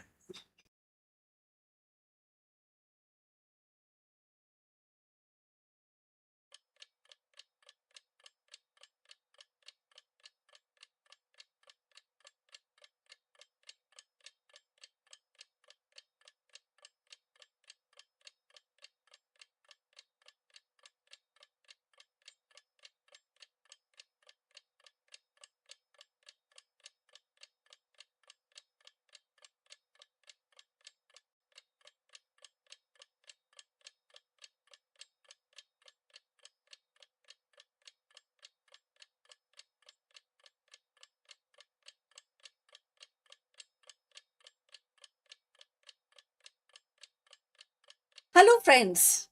A single gram of DNA can store 115 million gigabytes of data, effectively fitting the entire internet into a shoebox.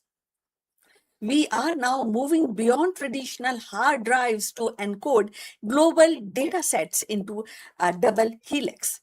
This microscopic synthesis of genetics and computing ensure our legacy survives long after the silicon age dies.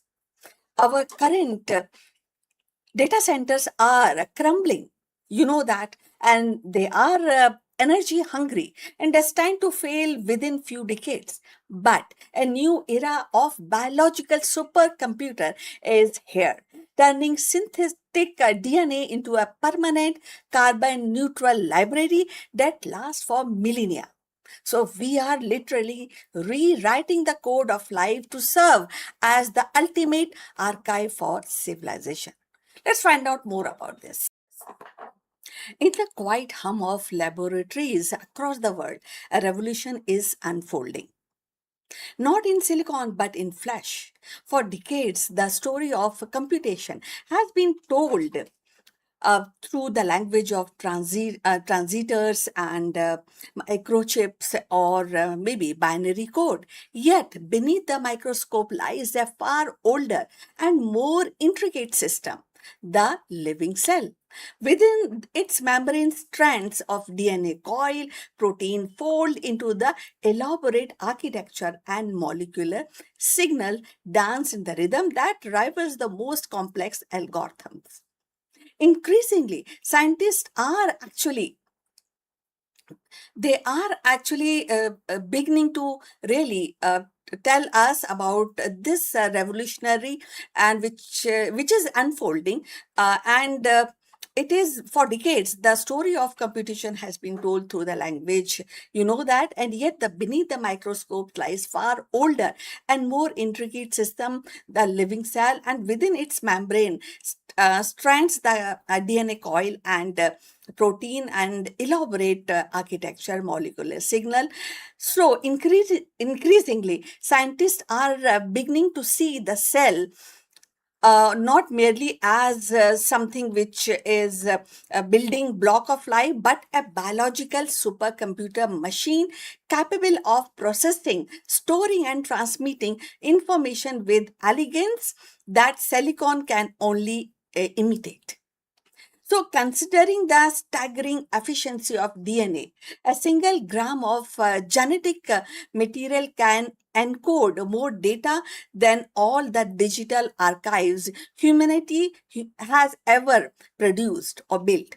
So, unlike hard drives, DNA does not degrade in decades but can persist for millennia, as proven by the sequencing of ancient remains.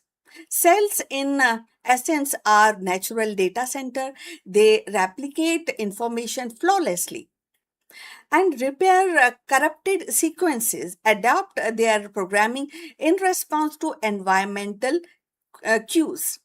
Where the traditional computer struggles with the energy demands, a cell operates on the quiet power of chemical reaction, consuming more picowatt to sustain their computational dance.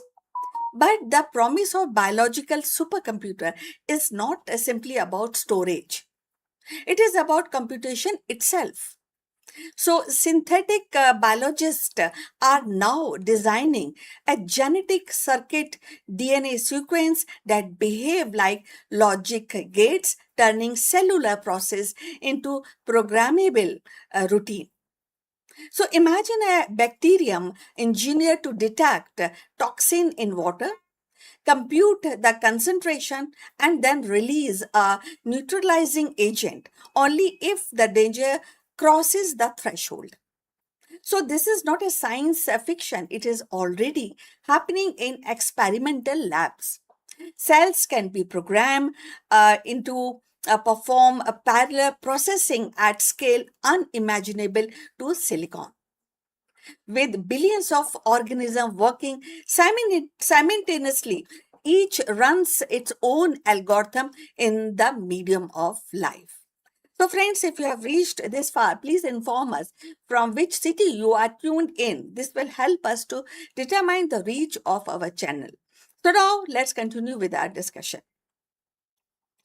So the implication ripple outward in medicine, in biological computing, that could means therapies that adopt the real time cells that calculate the precise doses of drug based on the patient's internal chemistry, or the immune system reprogrammed to recognize and eliminate the cancer with algorithm precision. So, in environmental science, microbial supercomputer could monitor ecosystem, balancing carbon cycle, or detoxifying the pollutions with self-sustaining logics. So even in artificial intelligence, the prospect of hybrid system with the silicon processors interface with the cellular network suggests a future where the machine learning is not just about digital but about biological evolving in a way that mimic the natural selection. So of course there are challenges. Cells are not deterministic machines. They are messy sometimes, and they are prone to mutations. So, programming biology requires embracing the uncertainty, designing a system that can tolerate noise and variety of the processes. Yet, perhaps this is their greatest strength. Unlike brittle silicon, living computers are resilient. They adapt, they evolve, and repair themselves. So, in a world facing unpredictable crises from the pandemics to climate change, such resilience may prove more valuable than raw speed. So, the metaphor of the cell as supercomputer is more than a clever analogy. It is paradigm shift. It forces us to rethink that computation means what is its mean and no longer confined to the binary of one and zeros. The information becomes chemical, embodied, alive. So the future of data may not be etched in silicon wafers, but inscribed in the spiral of DNA, carried in the cytoplasm of engineered organism, and execute in the quiet logic of life. So as we stand at the threshold of this new era, one truth becomes clear: the next frontier of computing is not about building faster chips, but about unlocking the algorithm already written into the fabric of existence. Your cells are not just a machinery of survival, they are the future of data, and in their silent symphony, the blueprint of tomorrow's supercomputer is already playing. So we have come to the end of this competition. Computation may not be written in the silicon at all. This is the story we had been discussing, but in the living code of biology. Each cell carries within its a library of logic, a resilience born of evolution, and a capacity for adaptation that no machine can match. As we learn and to harness this hidden intelligence, the boundary between life and technology begins to dissolve. So the supercomputer of tomorrow will not only only a calculate, they will breathe, they will evolve, and they will endure. And this quiet symphony, we may discover that the future of data has always been alive within us. So we have come to the end of this discussion. Please like and subscribe our channel, and I also look forward for your comments on this topic. So see you in the next one. Till then, bye. Take care.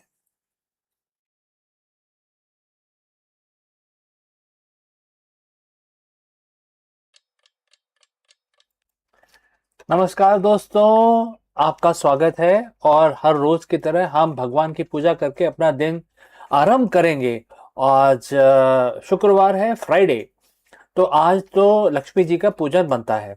तो हम लक्ष्मी जी का एक मंत्र पढ़ेंगे, 11 दफा पढ़ेंगे और इस काउंटर का इस्तेमाल करेंगे। जैसे आप जानते हैं हमारे पास एक काउंटर है, जिससे हम आसानी से नंबर निकाल सकते हैं। वैसे आप जैसा चाहे वैसा कर सकते हैं। आप माला का इस्तेमाल कर सकते हैं। आप अपने मस्तिष्क में, अपने ब्रेन के अंदर भी गिन सकते हैं। तो जैसे आपको कंफर्टेबल हो आप करें। ये इस मंत्र का हम जाप करेंगे। आप हमारे साथ जुड़ें और इस मंत्र का जाप करें। चलिए, हाथ जोड़ के हम लक्ष्मी जी का ध्यान करते हैं और अब मंत्र शुरू करते हैं। श्री ह्रीं क्लीं श्री सिद्धाय लक्ष्मी नमः। ओम श्री ह्रीं क्लीं श्री सिद्धाय लक्ष्मी नमः। ओम श्री ह्रीं क्लीं श्री सिद्धाय लक्ष्मी नमः। ओम ह्रीं श्रीं क्लीं सिद्धाय लक्ष्मी नमः। ओम ह्रीं श्रीं क्लीं श्री सिद्धाय लक्ष्मी नमः। ओम श्री ह्रीं क्लीं श्री सिद्धाय लक्ष्मी नमः। ओम श्री ह्रीं क्लीं श्री सिद्धाय लक्ष्मी नमः। ओम श्री ह्रीं क्लीं श्री सिद्धाय लक्ष्मी नमः। ओम श्री ह्रीं क्लीं श्री सिद्धाय लक्ष्मी नमः। ओम ह्रीं श्रीं क्लीं श्री सिद्धाय लक्ष्मी नमः। ओम श्री ह्रीं क्लीं श्री सिद्धाय लक्ष्मी नमः। ओम ह्रीं श्रीं श्री सिद्धाय लक्ष्मी नमः। तो ओम लक्ष्मी नमः, ओम लक्ष्मी नमः। तो हमारा ये मंत्र समाप्त हुआ और हम अब अपना दिन शुरू कर सकते हैं। तो आपका दिन भी शुभ रहे, मंगलमय रहे, इसी कामना के साथ इस वीडियो को बंद करते हैं। मिलते हैं जल्द ही दूसरे वीडियो में। कहीं मत जाइएगा।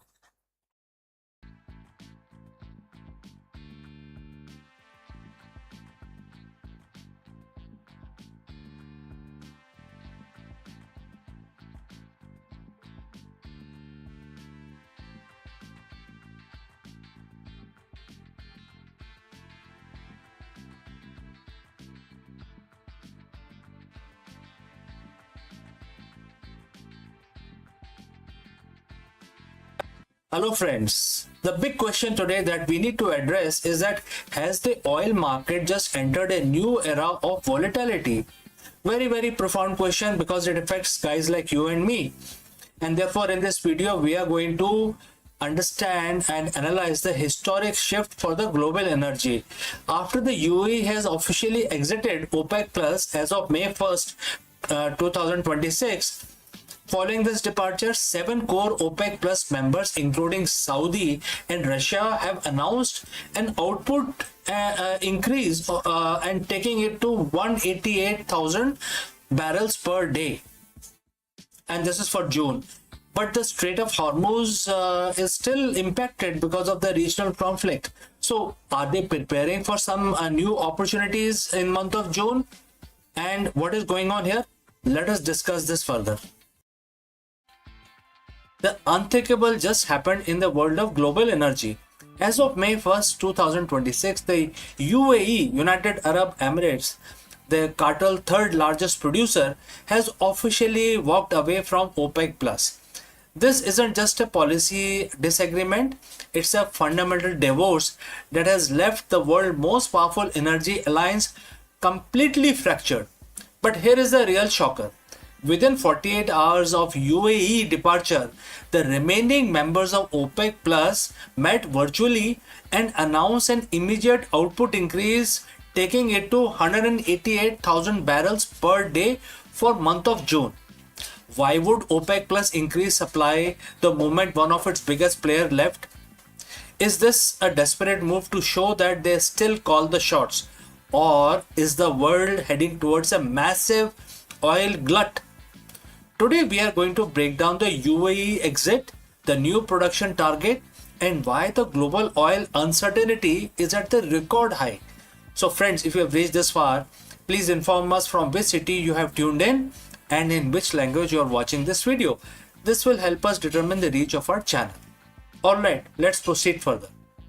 First, we have to understand why the UAE left. For years, there has been simmering tension between Abu Dhabi and Riyadh. The UAE has invested over 150 billion into its state-owned oil company known as ADNOC to boost production capacity to 5 million barrels per day by 2027. However, under the OPEC plus quotas, they were stuck producing around 3.6 million barrels. The UAE energy minister and the entire ministry finally called it a strategic imperative. They wanted the flexibility to produce what they want, when they want, especially to fund their transition to a post-oil economy. And therefore, with all this drama unfolding, what is the impact? The impact is, because the UAE has left, UAE has also exited QOPEC, the Organization of the Arab Petroleum Exporting Countries. They are essentially betting on themselves. They have become completely independent as an oil producer. As an independent player, they can now negotiate bilateral deals with countries like India or Germany without waiting for a green light from a committee in Vienna. On Sunday, which is May 3rd, the new OPEC Plus met for the first time without the UAE.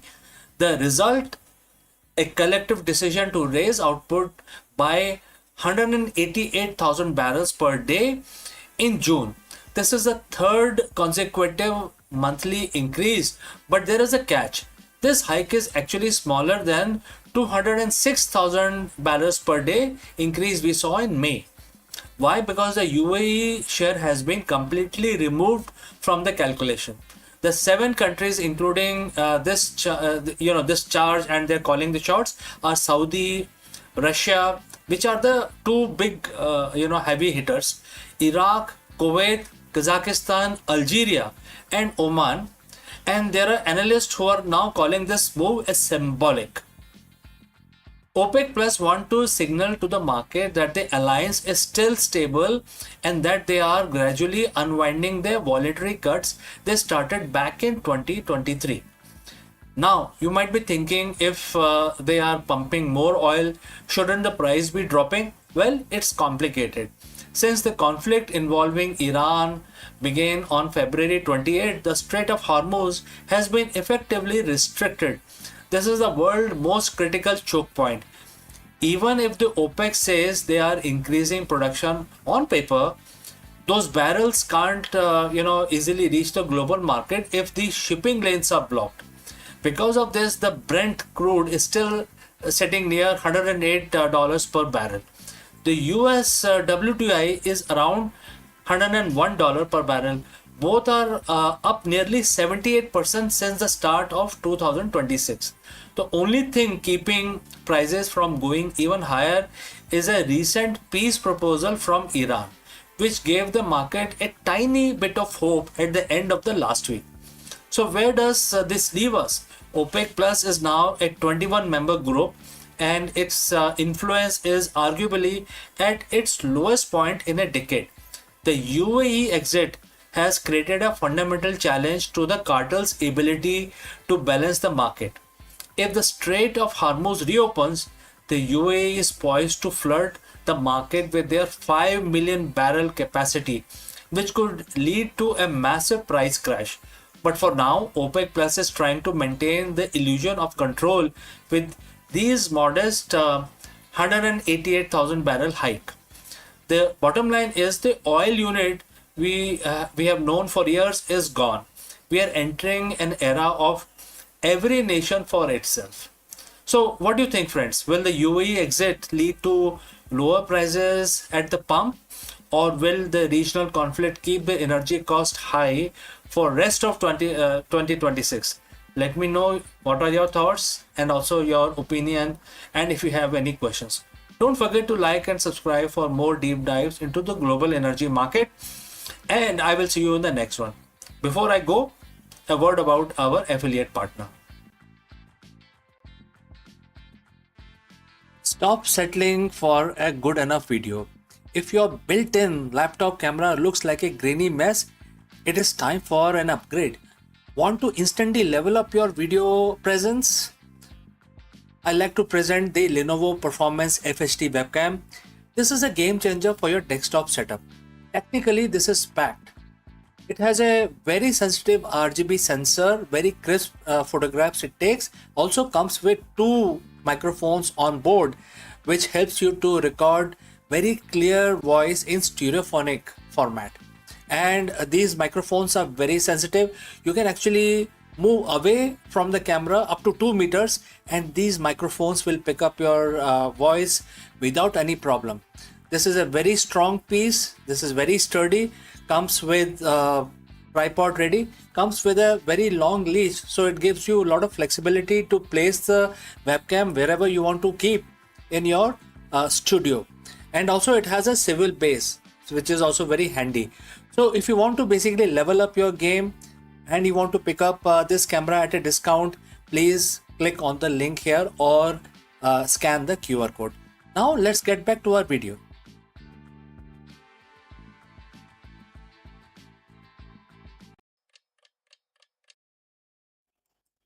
नमस्कार दोस्तों, आप सभी का स्वागत है। और आज तो मंगलवार का दिन है, आपको सबको ज्ञात है। और आज तारीख क्या है? 16 तारीख है, 16 जून। तो सबको पता है मंगलवार का जो दिन है वो हनुमान जी के लिए समर्पित है। तो आज के दिन हम अपना दिन शुरू करेंगे, अपना जो वर्किंग डे है वो शुरू करेंगे भगवान जी की पूजा करके, हनुमान जी की पूजा करेंगे। और इस पूजा में हम हनुमान चालीसा का उच्चारण करेंगे, रिसाइटेशन करेंगे। तो आप सब हमारे साथ जुड़ें और हनुमान चालीसा का रिसाइटेशन हमारे साथ जुड़ के करें, इससे काफ़ी फायदा होता है। चलिए आंख बंद करके ध्यान कर लेते हैं और भगवान जी का हम नमन शुरू करते हैं। सबसे पहले जय श्री राम। श्री गुरु चरण सरोज रज, निज मन मुकुर सुधार, बरनउँ रघुबर बिमल जसु, जो दायक फलचार। बुद्धिहीन तनु जानिके, सुमिरो पवन कुमार, बल बुद्धि विद्या देहु मोहे, हरहु क्लेश विकार। जय हनुमान ज्ञान गुण सागर, जय कपीस तेहु लोक उजागर। राम दूत अतुलित बल धामा, अंजनी पुत्र पवन सुत नामा। महावीर विक्रम बजरंगी, कुमति निवार सुमत के संगी। कंचन वरन विराज सुबेसा, कानन कुंडल कुंचित केसा। हाथ वज्र ओ ध्वजा विराजे, कांधे मूज जनेऊ साजे। शंकर सुवन केसरी नंदन, तेज प्रताप महाजगबंदन। विद्यावान गुणी अति चातुर, राम काज करवे को आतुर। प्रभु चरित्र सुनवे को रसिया, राम लखन सीता मन बसिया। सूक्ष्म रूप धरी सिंह दिखावा, विकट रूप धरी लंक जरावा। भीम रूप धरी असुर सहारे, रामचंद्र जी के काज संवारे। लाए सजीवन लखन जी आए, श्री रघुवीर हर्ष उर लाए। रघुपत कीनी बहुत बड़ाई, तुम मम प्रिय भरत संभाई। सहस बदन तुमरो यश गावे, अस कहि श्रीपति कंठ लगावे। सनकादि ब्रह्मादि मुनीसा, नारद सारद सहित अहिसा। जम कुबेर दिक्पाल जहाँ थे, कवि कोविद कही सके कहाँ थे। तुम उपकार सुग्रीव वही कीना, राम मिलाए राजपद दीना। तुमरो मंत्र विभीषण माना, लंकेश्वर भय सब जग जाना। जुग सहस्त्र जोजन पर भानु, लियो ताहि मधुर फल जानु। प्रभु मुद्रिका मेल मुख माही, जल दिलांग गए अचरज नाही। दुर्गम काज जगत के जेते, सुगम अनुग्रह तुम्हरे तेते। राम दुआरे तुम रखवाले, होत न आज्ञा बिन पैसारे। सब सुख लहें तुम्हारी सरना, तुम रक्षक काहू को डरना। आपन तेज समारो आपे, तीनों लोग हाँकते कापे। भूत पिशाच निकट नहीं आवे, महावीर जब नाम सुनावे। नासे रोग हरे सब पीरा, जपत निरंतर हनुमत बीरा। संकट ते हनुमान छुड़ावे, मन क्रम वचन ध्यान जो लावे। सब पर राम तपस्वी राजा, तिनके काज सकल तुम साजा। और मनोरथ जो कोई लाए, सोई अमित जीवन फल पाए। चारों जुग प्रताप तुम्हारा, है प्रसिद्धि जगत उजियारा। साधु संत के तुम रखवाले, असुर निकंदन राम दुआरे। अस्सिधि नौ निधि के दाता, असवर दीन जान की माता। राम रसायन तुमरे पासा, सदा रो रघुपति के दासा। तुमरे भजन राम को पावे, जन्म जन्म के दुख बिसरावे। अंत काल रघुबर पुर जाई, जहाँ जन हरि भक्त कहाई। और देवता चित न धरे, हनुमत से ही सब सुख करे। संकट कटे मिटे सब पीरा, जो सुमरे हनुमत बलबीरा। जय जय जय हनुमान गुसाई, कृपा करो गुरुदेव की नाई। जो सतपार पाठ कर कोई, छूटे ही बंदी महासुख होई। जो ये पढ़े हनुमान चालीसा, होए सिद्धि साखी गौरी सा। तुलसीदास सदा हरिचेरा, कीजिए नाथ हृदय में डेरा। पवन तनय संकट हरन, मंगल मूरत रूप। राम लखन सीता सहित, हृदय बसो सुरभूप। जय श्री राम, जय श्री राम, जय श्री राम। तो दोस्तों, आज हमारी पूजा संपन्न हुई और हम अपना अब दिन शुरू करेंगे। इस वीडियो में आपसे विदा लेता हूं। आपका दिन शुभ रहे। नमस्कार। Hello, friends, and Namaskaram. What really happened in 1857? Was it a Sepoy mutiny or the first spark of revolution that would change history forever? In this deep dive, we explore the explosive events of 1857 uprising and how India shook the British crown to its core. Let's go. History is rarely a straight line. Often it is defined by a single explosive moment, a spark that catches fire and consumes the status quo. For the British Empire, that moment arrived in 1857. To some, it was a sepoy mutiny. To others, it was the first war of independence. But regardless of the label, one thing is certain. In 1857, the heartbeat of the British Empire was stuttered. Today, we are diving into the dramatic, bloody, and world changing event of 1857 uprising. How did a collection of disgruntled soldiers and local rulers manage to shake the most powerful empire on earth? Let's find out. To understand the explosion, we have to look at the pressure cooker that was India under the East India Company. By the mid 19th century, the British were no longer just traders, they were masters. They controlled the vast land through a mixture of treaties and outright annexation, and the doctrine of lapse, a policy that allowed the British to seize any princely state where the ruler died without a direct male heir. But it wasn't just the king and the queens who were angry. The common people were suffering under heavy taxation, and the soldiers, the sepoys, felt their dignity being systematically eroded. The British were dismissive of the local customs, and rumors began to circulate that the company was planning to forcefully convert the population to Christianity. The stage was set. All that was needed was a matchstick. So friends, if you have reached this far, please inform us from which city you have tuned in and in which language you are watching this video. This will help us determine the reach of our channel. That match arrived in the form of a rifle, the pattern 1853 Enfield.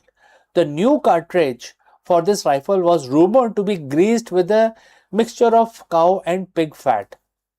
Think about the implications. For Hindus soldiers, the cow is sacred. For Muslim soldiers, the pig is forbidden. To use these cartridges, a soldier had to bite off the end of the paper casing, effectively forcing them to consume materials that violate their most sacred religious beliefs. In January 1857, the outrage began to boil over. It wasn't just about religion, it was manifestation of the deep-seated humiliation. In March, a young soldier named Mangal Pandey refused to use the cartridge and attacked his British officer. His execution turned him into a martyr, and within a week, the spark in one garrison became a wildfire across North India. The rebellion officially ignited in Meerut on May 10, 1857. Soldiers marched on Delhi, the former seat of Mughal Empire, and declared the aging Emperor Bahadur Shah Zafar as their leader. The uprising was not a single coordinated military campaign, it was a massive decentralized eruption. In cities like Lucknow, Kanpur, and Jhansi, the rebellion took different forms. In Jhansi, the Rani Lakshmi Bai became an icon of defiance, leading her troops against the British with unmatched courage.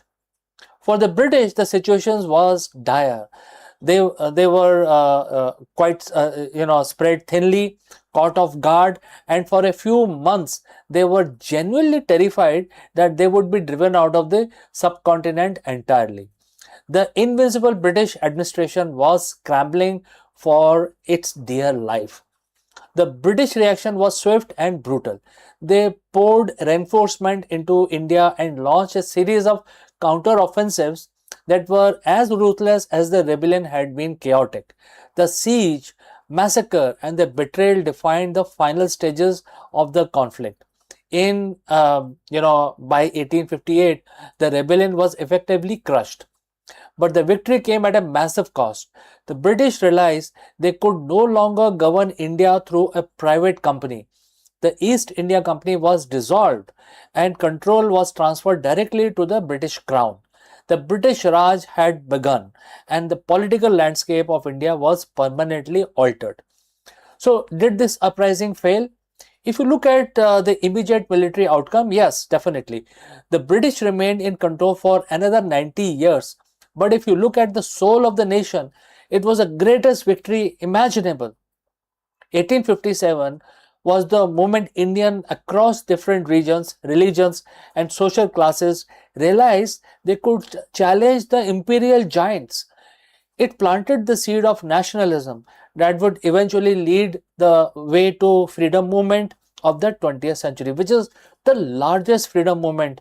Finally, we got the independence in 1947.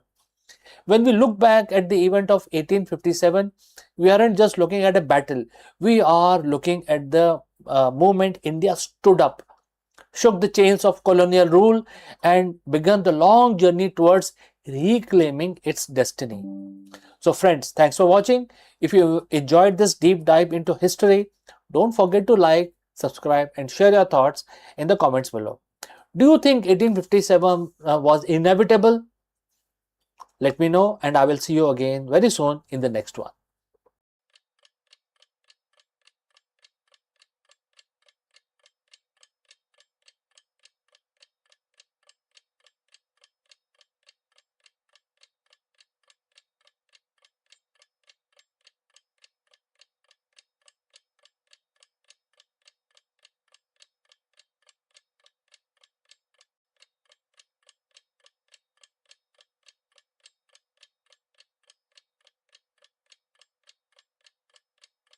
Friends, Namaskaram, you are most welcome.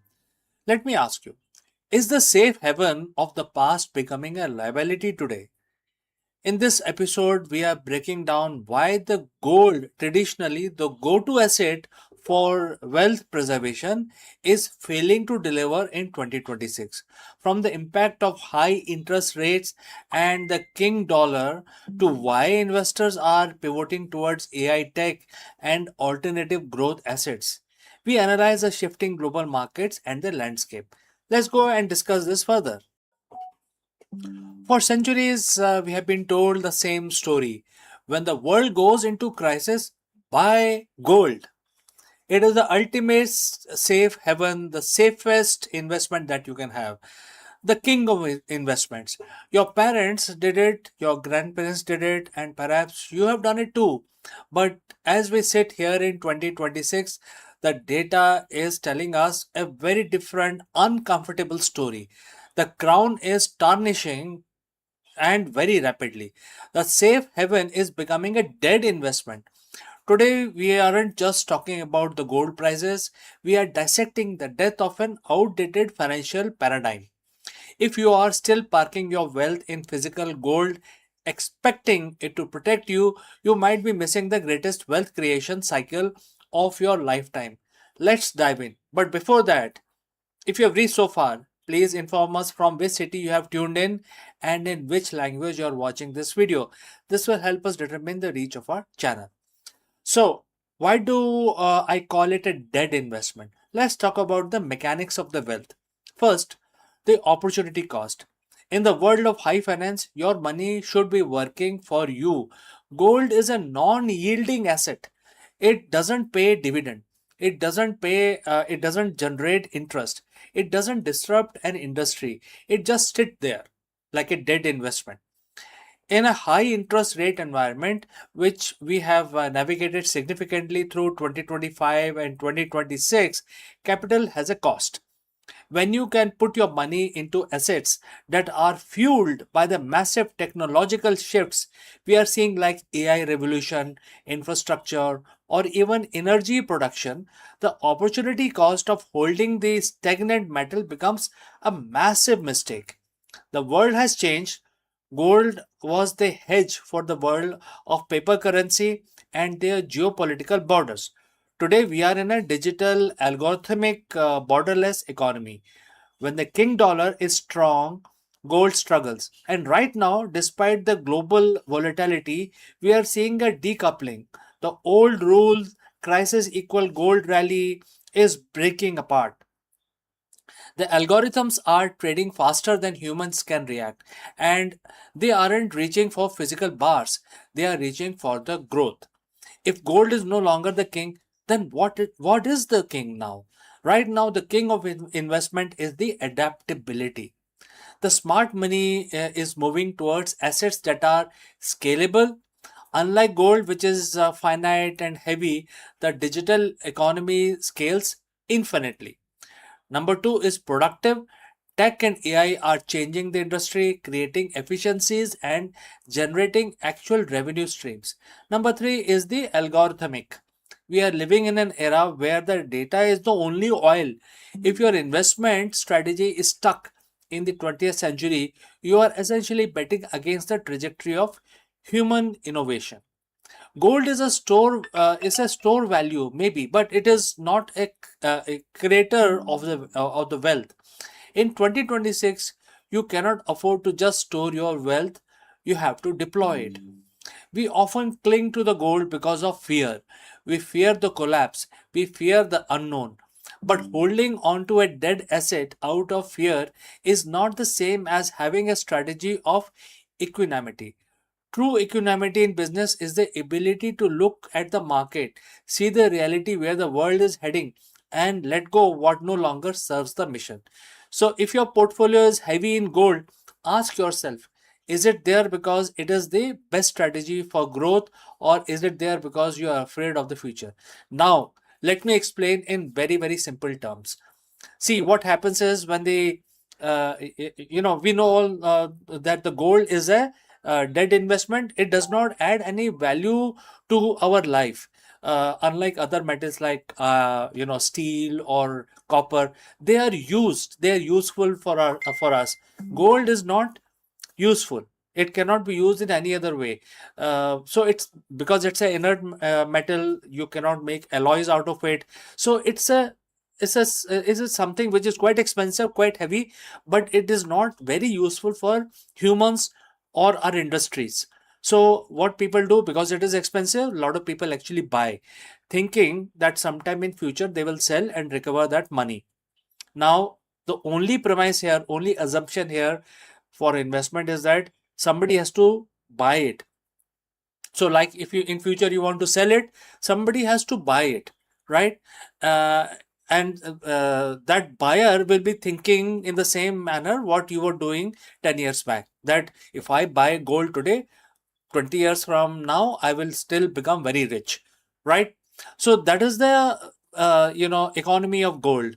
People, it does not grow, it is not invested, it is not useful, but people store money because it is quite heavy, it occupies less space, and therefore you can buy it, and then it keeps in the price keeps going up simply because of the buyer sentiment, as I explained to you. Now, let's look at 2025 and 2026. What has happened? Major shakeups. A lot of geopolitics has happened in these last 2 years, and because of that, the currency dollar, played a major role. And since all other country measure their economy pegged with dollar directly, so if something goes wrong with the dollar, economy of America goes up and down. It in fact impacts the world all around. So, sometimes dollar crash, there is inflation.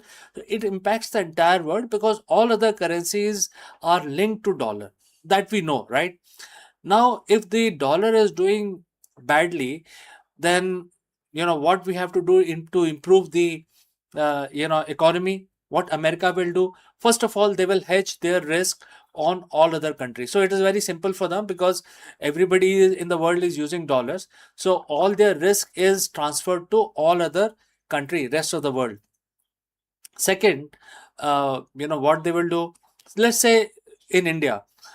So if the Indian economy start to slip after the US has done the hedging and transferred some of their recession to India, because India being a large country, let's say India also start feeling the pain of slight recession. So what the central bank in India will do, central bank in India will actually ease the loans. They will reduce the loans so that there is more currency in the market and people start buying cheaper loans, etc., etc. Now in the US there will be a opposite of that will happen, because the as the economy, or like we are seeing in 2026, as the economy is under a lot of stress, the Fed don't want to basically do the same thing what the RBI in India has done, because Indian economy is growing rapidly. It is actually growing between 7 to 8% every year. So there is a lot of opportunity in India. But in US, the decision of the Fed, which is the central controlling agency or a central bank in the US, they will do a totally opposite action as compared to RBI. They will actually increase the Fed rate. That means loan taking in US will become slightly more difficult. Why they want to do that? Because they want to cool down the economy. There is a lot of recession, and if there is a lot of money also, the money can multiply the recession. So they want to cool down the economy, so they will improve uh, the rates. So what will happen? Somebody is having gold. Now that investor will see that, okay, the American bonds and American products are giving better returns, so they have to transfer their investment from gold to government bonds, etc. So when that happens, obviously, because the bonds are giving much better returns as compared to gold. So this is exactly what is going on right now, because of the economy, because of AI, because of lot of technological and algo based trading. The gold is actually not growing so much, and the investors are putting money where the growth is, and that is why a lot of gold is actually losing the price, because ultimately gold price will be determined by the buyer sentiment. And if the buyers are putting their money in government, they are not buying the gold. That means the seller or the prospective seller will have nowhere to go. All right, so I've explained this in a very simple terms.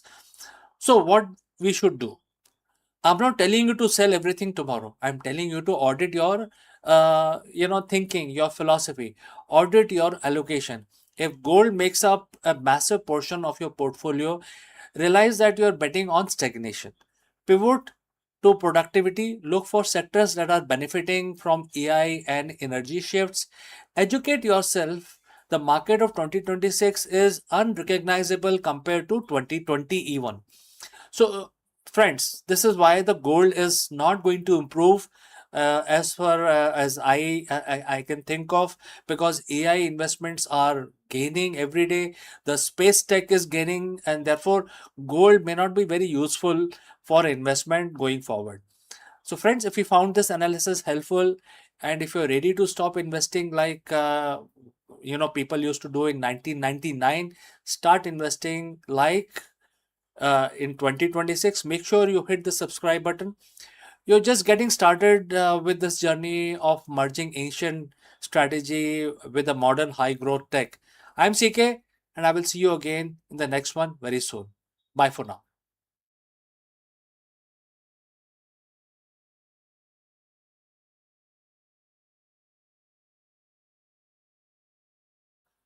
Hello दोस्तों, आप सबका स्वागत है। गणेश जी की पूजा start करते हैं और गणेश जी की पूजा हम एक मंत्र का उच्चारण करके करेंगे। आप सबको पता है कि हम हर रोज़ अपने काम शुरू करने से पहले भगवान को याद रखते हैं और उस मंत्र का उच्चारण करते हैं। तो ठीक है जी, अपना हाथ जोड़ लीजिए और मेरे साथ इस मंत्र का उच्चारण 11 दफ़ा करेंगे। ओम गम गणपते नमः। ओम गम गणपते नमः। ओम गम गणपते नमः। ओम गम गणपते नमः। ओम गम गणपते नमः। ओम गम गणपते नमः। ओम गम गणपते नमः। ओम गम गणपते नमः। ओम गम गणपते नमः। ओम गम गणपते नमः। ओम गम गणपते नमः। ओम गम गणपते नमः। ओम गम गणपते नमः। ओम गण गणपते नमः। तो हमारी पूजा संपन्न हुई। हम अपना दिन शुरू करेंगे और इस आशा के साथ हम आपसे विदा लेते हैं कि आपका दिन मंगलमय हो। नमस्कार। The resume is fading and the algorithm are rising. Welcome to the new age of hiring. For a generation, the resume has been the passport to opportunity, a single sheet of paper meant to capture the essence of person's career, ambition, and potential. Recruiters relied on it as their compass, scanning from keywords, actually judging the experience and making the judgment further. And that shaped the lives and the companies alike. But in today's corporate world, the compass is being recalibrated. Artificial intelligence has entered the hiring arena, shifting the focus from polished resume to predictive algorithm. What once depended on the human intuition is now increasingly governed by machine logic. And the ripple effect are transforming not only how company recruit, but also how candidates present themselves.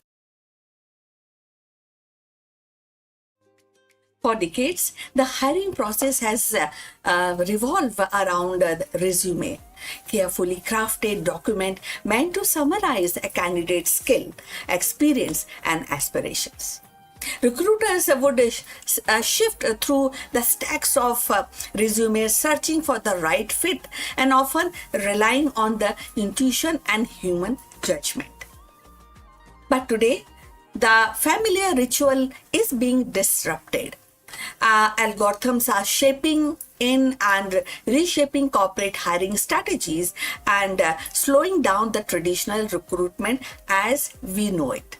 Artificial intelligence is no longer confined to futuristic speculation. It is embedded in the very fabric of talent acquisition. So companies are deploying AI-driven platform that scan thousands of applications in a second, identifying patterns invisible to human eye. And instead of recruiters spending hours and like judging the resumes and finding out the right candidate, machine learning models evaluated it very fast and very even the behavioral clue and the skill is being judged by the machine. Competencies are judged by the machines, and the result is hiring process is more faster, more data driven, and at least in theory more objective. Yet this shift is not without tension. Traditional recruitments relied heavily on human interaction. The handshake at the interview, the nuances, reading of a candidate's personality, the gut feeling that someone might be a cultural fit. AI challenges this by reducing the process in qualifying metrics. So algorithm can rank candidate by predictive job preferences, but they cannot replicate the warmth of human connection. And this raises a profound question. Are we hiring people or are we hiring data points? So if you have reached this far, please inform us from which city you have tuned in and in which language you are watching this video. This will help us to determine the reach of our channel. So now going forward, so when we are talking about resume and the algorithm shift in the job market, the corporates are embracing the AI because it promises efficiency. In industries where the talent demand is high, AI tool can cut hiring timelines dramatically, and they can also help reduce bias, at least when designed carefully and of course by focusing on the skill rather than demographic markers. For example, AI can highlight the candidate from unconventional background who might otherwise be overlooked. So by paradoxically, if the algorithm are actually trained on biased historical data, they risk perpetuating the very inequalities they are meant to solve. So the slowing of traditional recruitment is evident in diminishing role of resume themselves. So increasingly, the companies are actually finding this easy, and the companies are also asking candidates to demonstrate the skill through online assessment, coding challenges, and or sometimes gamified test. An AI system then evaluate these results often before a human recruiter even see the candidate's name. So the resume, once the centerpiece of hiring, is becoming a supportive document at the best. And this transformation also changes the role of recruiters. Instead of manually screening resume, recruiters are becoming interpreters of AI insight. So this is how the job market is evolving. Their job is shifting towards relationship building, employers branding, and ensuring that the human element is not lost in the set of algorithm. In this sense, AI is not eliminating recruiters, it is redefining their responsibilities. For job seekers, the implications are profound, very high. So, and I think you're also aware of this change in the market. So, when we talk about the candidates and the getting hired by big companies, by corporate, so there's the role of crafting a resume with a clever wording may no longer be enough. Candidate must learn to speak algorithm and tailoring their application to highlight measurable skills, and also the AI system which actually AI system recognize. At the same time, they must prepare for the recruitment journey that feels less personal, more automated, and sometimes opaque. Transparency is how these algorithms work, and will be crucial to the meaning of trust for hiring also. Ultimately, the rise of AI is hiring kind of a balance, a story of a balance, you know. The efficiency and the scales are undeniable, definitely an advantage, but they must be they also weigh against the fairness sometimes, and maybe you can say more on empathy, or sometimes you may feel that they are less empathic. So the human judgment is not there that much, which was there earlier. The future of recruitment will likely to be hybrid.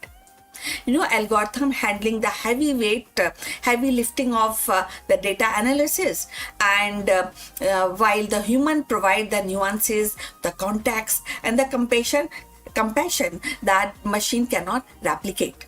So when we say that algorithm over resume, we are not just describing a technological shift.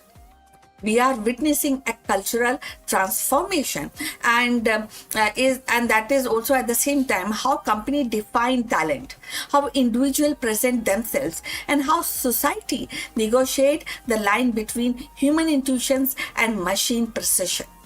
So the resume may not disappear entirely, but its reign as the king of hiring is definitely ending. In its place, the new era of emerging, one where the algorithm and the human must learn to collaborate in the delicate art of choosing what we get in the job. So in the end, the rise of AI in recruitment is not simply a technical actually shift or a technical upgrade. It is a cultural turning point. The resume, once the centerpiece of professional identity, is being overshadowed by algorithms that promise speed, scale, and sharper insight. Yet the human element remain irreplaceable. The company will need a strike, definitely a delicate balance, letting machine handle the data while the people preserve the empathy, the intuition, and nuances that define meaningful work in relationship. So as we move forward, the question is not whether algorithm will replace the resume, but how human and machine will collaborate to redefine the hiring means. So the future of recruitment will be less about polished documents and more about demonstrated skills, adaptability, and authenticity.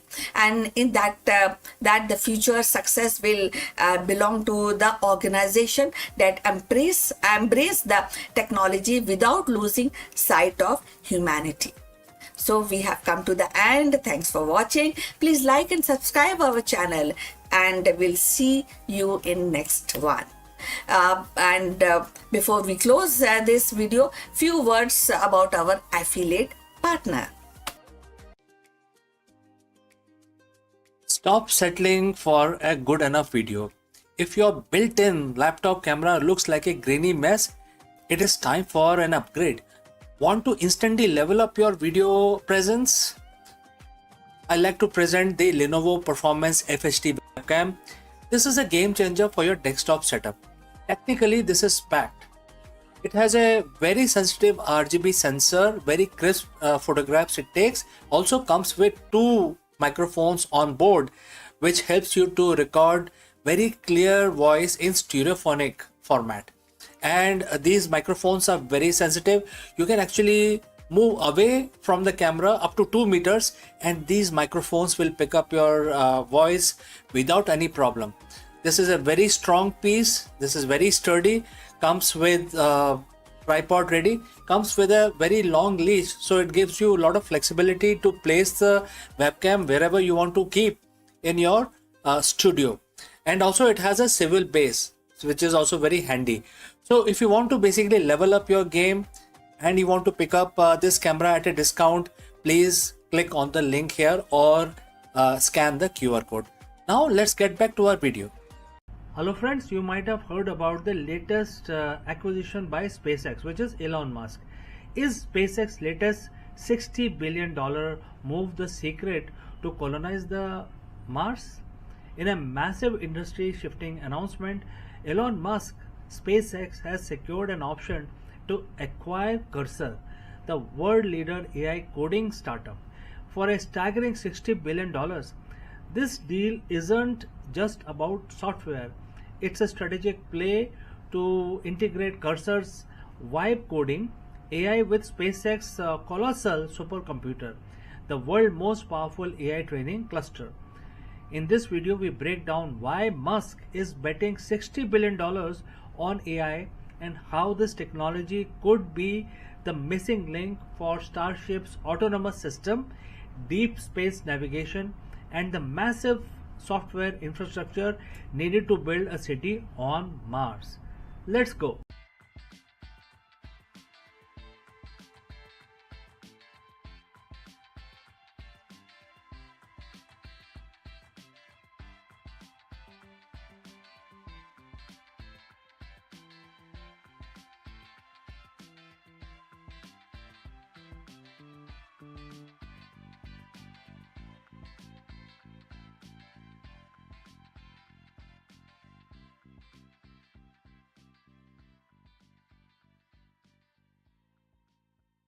Hello friends, when we think of space weather, our mind instinctively turns towards sun. Its flares, its storms and its endless stream of solar wind. Yet, hidden in the plain sight, another force has been shaping the cosmos environment, and that is above us. Any idea? I'm just talking about lightning. The familiar crackles in the sky, once thought to be kind of earth-centric. Earth storm is defined with the lightning, is now revealed as a messenger to the heavens. With each flash, electromagnetic whispers race upwards, weaving into ionosphere and beyond, and certainly altering the conditions that of satellites, astronauts, and the global communication that depends upon. So, this revelation actually sparked by a small but mighty NASA satellite, and which reframes the lightning not as a spectacle, but which is definitely earlier it was considered as a local spectacles, but now as a global player in the theater of space. It is a reminder that the storm outside your window is not just a weather, it is a part of a revolution, and it's how we understand that the delicate balance between earth and the cosmos. For centuries, lightning has been regarded as a terrestrial phenomena, or inspiring but earth-bound spectacle of raw energy. Right? I think you must have seen it. Sometimes it creates ripples in your heart. Sometimes you enjoy the spectacle. It strikes across the sky, illuminating the storm clouds, rattling windows, reminding humanity of nature's, which is untamed power. Yet, in the recent years, scientists have begun to uncover a startling truth. Lightning is not confined to Earth, influencing the delicate balance of space weather that governs satellites, communication system, and even the safety of astronauts. The breakthrough actually came from a small NASA satellite, modest in size and but monumental in ambition. Unlike the towering rockets or sprawling observation that often dominates the headlines, this satellite was designed with a precision, simplicity, and its mission definitely was study the electromagnetic fingerprints of lightning and trace how these pulses interact with ionosphere and the charged layer of Earth's upper atmosphere and beyond. Into a vastness of near Earth space, what it discovered actually had sparked a revolution in our understanding of space weather. So if you have reached this far, please inform us from which city you have tuned in and in which language you are watching, because that will help us to determine the reach of our channel. So going forward, lightning is, it turned out, is more than a flash of light and a crackle of thunder. Each bolt sends electromagnetic waves and racing upwards, piercing the ionosphere like invisible arrow. And this wave, known as whistlers for these airy and descending tones, when captured by radio receivers, can travel thousands of kilometers along the Earth's magnetic field lines, and in doing so they disturb the charged particles and alter radiation belts and create a cascading effect that ripple through the space environment. For decades, space weather was thought to be driven primarily by solar activity, the flares, the coronal mass ejections, the solar winds that actually enters or disturbs the Earth's magnetosphere. While the sun remains the dominant force, lightning has now emerged as a hidden partner in its cosmic dance.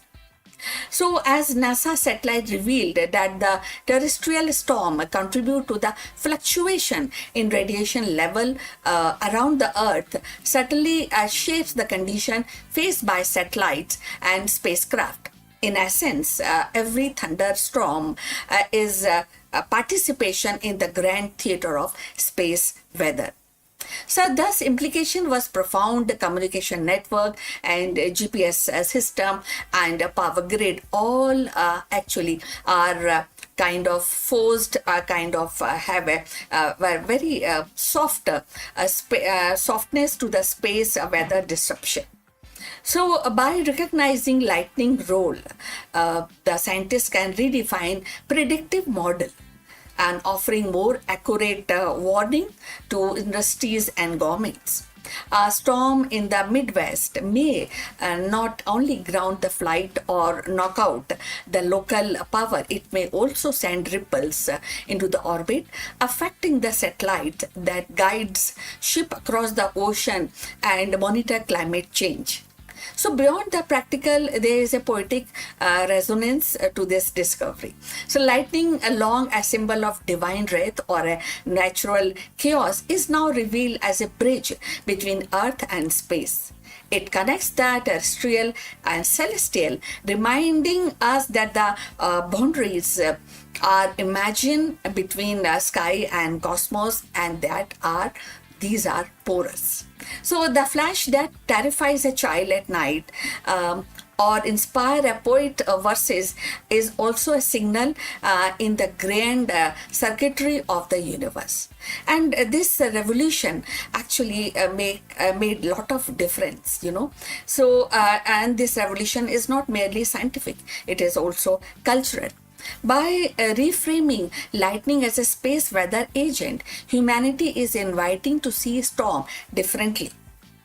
So they are also isolated tempest, but nodes in the planetary system that extend the outward to the stars.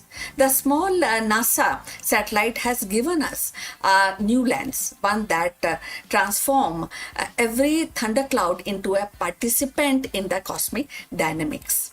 So, as recent research actually continues, we may find that lightning holds further secrets, perhaps influencing auroras, perhaps interacting with the cosmos rays, or perhaps even shaping the long-term evolution of Earth's magnetosphere. So, what is certain is that the spark has been lit and a revolution is underway, one that begins with a flash in the sky and extends into the infinite expanse of space. So we have come to the end. Thanks for watching. Please like and subscribe our channel. Do send your comments on this topic. See you in the next one. But before we end this particular live stream, a few words from our affiliate partner. Stop settling for a good enough video. If your built-in laptop camera looks like a grainy mess, it is time for an upgrade. Want to instantly level up your video presence? I like to present the Lenovo Performance FHD webcam. This is a game changer for your desktop setup. Technically, this is packed. It has a very sensitive RGB sensor, very crisp photographs it takes. Also comes with 2 microphones on board, which helps you to record very clear voice in stereophonic format. And these microphones are very sensitive. You can actually move away from the camera up to 2 meters and these microphones will pick up your voice without any problem. This is a very strong piece. This is very sturdy. Comes with tripod ready. Comes with a very long leash, so it gives you a lot of flexibility to place the webcam wherever you want to keep in your studio. And also it has a swivel base, which is also very handy. So if you want to basically level up your game and you want to pick up this camera at a discount, please click on the link here or scan the QR code. Now let's get back to our video.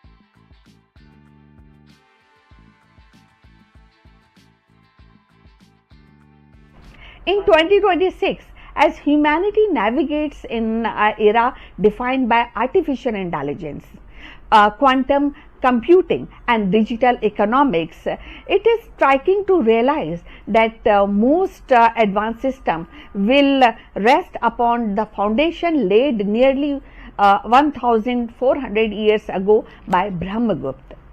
His recognition of zero as a number, his rules for negative values, his algebraic formulations are not a relic of antiquity, but living principle embedded in every algorithm, blockchain, and ledger and machine learning model today. When we speak of data science and or when we speak of coding language that drives modern innovations, we are echoing Brahmagupta's vision of mathematics as a universal language, now capable of describing both void and infinite. So, in the world where the billions of calculations occur every second, Brahmagupta's insight actually reminds us that the progress is always built upon the courage of pioneers who dare to redefine the possible.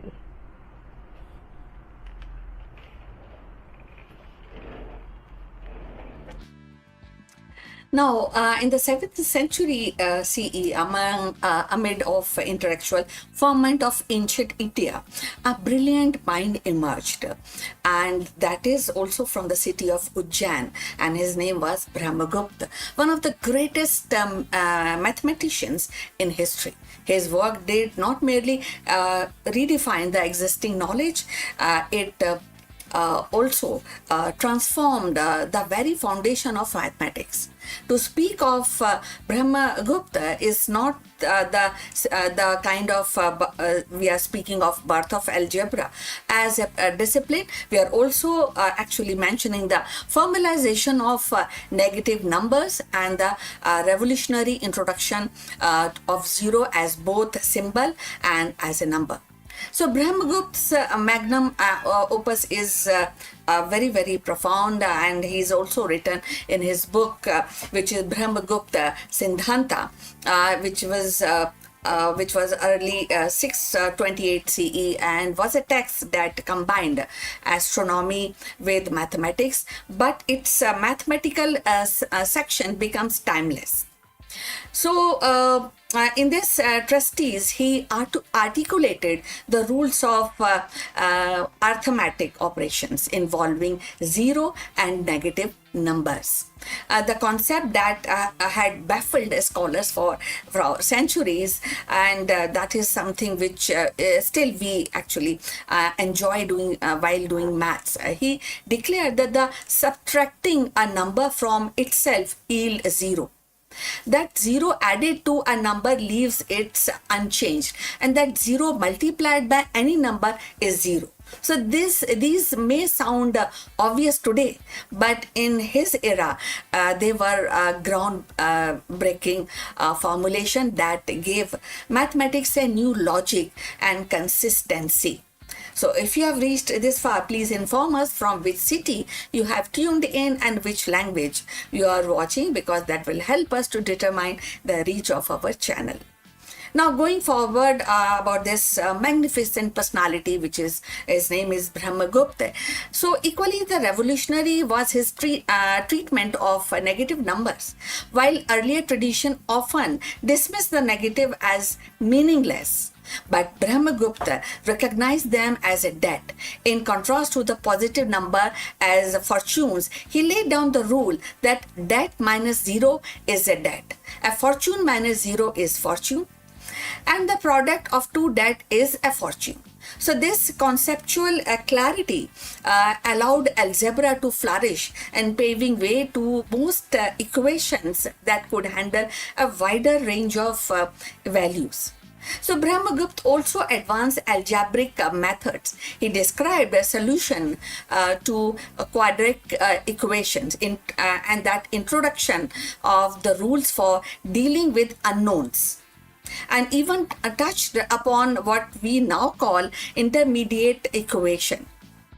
So his systematic approach to algebra was centuries ahead of its time, influencing mathematicians across culture, from Islamic Golden Age to Renaissance of Europe. So beyond algebra, Brahmagupta's insight extended to geometry and astronomy. He provided formulas for areas of cyclic quadrilaterals and improved a method for calculating eclipse and refined the planetary models. Yet, his enduring legacy remains the elevation of zero from placeholder to a full-fledged number, a conceptual leap that enables the decimal system and modern mathematics. What makes Brahmagupta's contribution so profound is not just the technical brilliance, but the philosophical depth.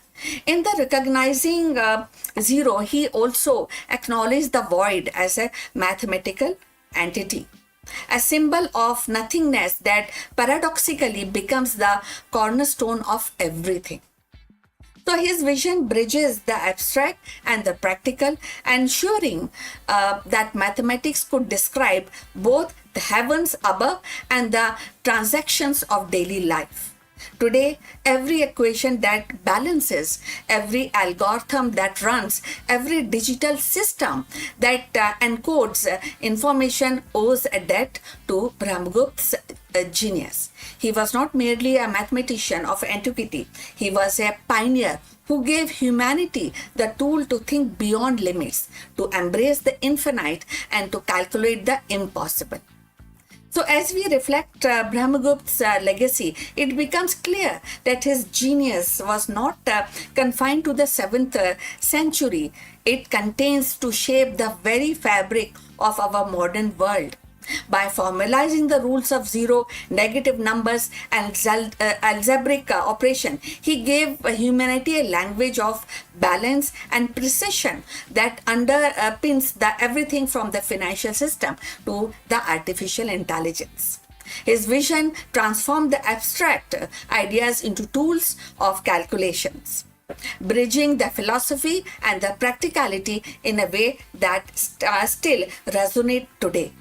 In 2026, when algorithm drives economies, when quantum computer explore the boundaries of possibilities, and when the AI models learn through the billions of equations, we are reminded that these marvels rest upon the foundation Brahmagupta laid. His courage to nothingness and to embrace the paradox of negative was not just a mathematical breakthrough, it was philosophical revolution.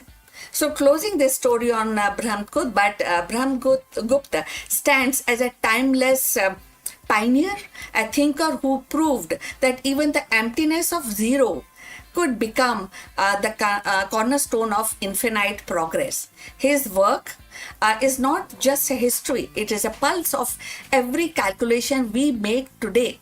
So please send us your comments on this subject. Subscribe to our channel for more insight to know about spirituality and mythology in a scientific way. See you in the next one. But before we end, a few words from our affiliate partner. Stop settling for a good enough video. If your built-in laptop camera looks like a grainy mess, it is time for an upgrade. Want to instantly level up your video presence? I like to present the Lenovo Performance FHD webcam. This is a game changer for your desktop setup. Technically, this is packed. It has a very sensitive RGB sensor, very crisp photographs it takes. Also comes with 2 microphones on board, which helps you to record very clear voice in stereophonic format. And these microphones are very sensitive. You can actually move away from the camera up to 2 meters and these microphones will pick up your voice without any problem. This is a very strong piece. This is very sturdy.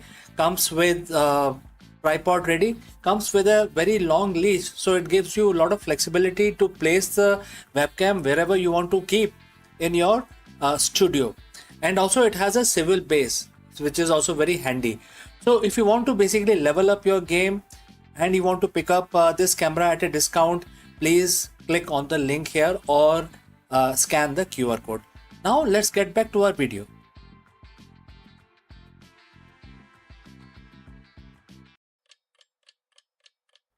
Hello दोस्तों, नमस्कार। इस video में हम discuss करेंगे कि क्या modern technology का use करके हम अर्थ के मैग्नेटिज्म को हैक कर सकते हैं। ऐसा क्यों ज़रूरी है? क्योंकि हमने देखा है हाल में बहुत बड़े बड़े सोलर स्टॉर्म आते हैं, और जब सोलर स्टॉर्म आते हैं तो हमारे जो मॉडर्न टेक्नोलॉजी है, जो हमारे सैटेलाइट्स हैं, हमारे मोबाइल फ़ोन, कार्स, हमारे व्हीकल, जीपीएस, सबको डिस्टर्ब करते हैं। कई दफ़ा तो इलेक्ट्रिक सिस्टम्स को पूरा वो डिस्ट्रॉय कर देते हैं। तो ये बहुत ज़रूरी हो गया है कि हम अपने जो हमारा ग्रह है, हमारा जो घर है अर्थ, उसको हम बचाएं सोलर स्टॉर्म से। और जो सोलर स्टॉर्म्स होते हैं कई दफ़ा बड़े स्ट्रांग होते हैं, और जैसे जैसे हम फ्यूचर में जा रहे हैं इनकी तीव्रता बढ़ती जा रही है। तो हम क्या मॉडर्न टेक्नोलॉजी, कोई ऐसी टेक्नोलॉजी है जिसको यूज़ करके हम अपने मैग्नेटिज्म को ही हैक कर दें और एक शील्ड की तरह यूज़ करें? तो ये हो सकता है, और ऐसा अगर हो सकता है तो इसमें क्या क्या चीज़ें लगेंगी, क्या क्या चीज़ें का इस्तेमाल करना पड़ेगा, इस वीडियो में हम इसके बारे में जानेंगे। चलिए आगे बढ़ते हैं। तो दोस्तों, अगर कल्पना करें कि आपके इस दुनिया में जीपीएस ही नहीं है। अगर जीपीएस ही नहीं है तो आप पॉइंट ए से पॉइंट बी जा ही नहीं सकते। मतलब आपको दूर जाने की ज़रूरत नहीं है, आप हार्डली 2 किलोमीटर नहीं चल सकते जीपीएस के बिना। हमारी ऐसी आदत हो गई है अब। अगर आपके पास इंटरनेट नहीं है तो आप कुछ भी नहीं कर सकते। आप कोई काम नहीं कर सकते आज की डेट में।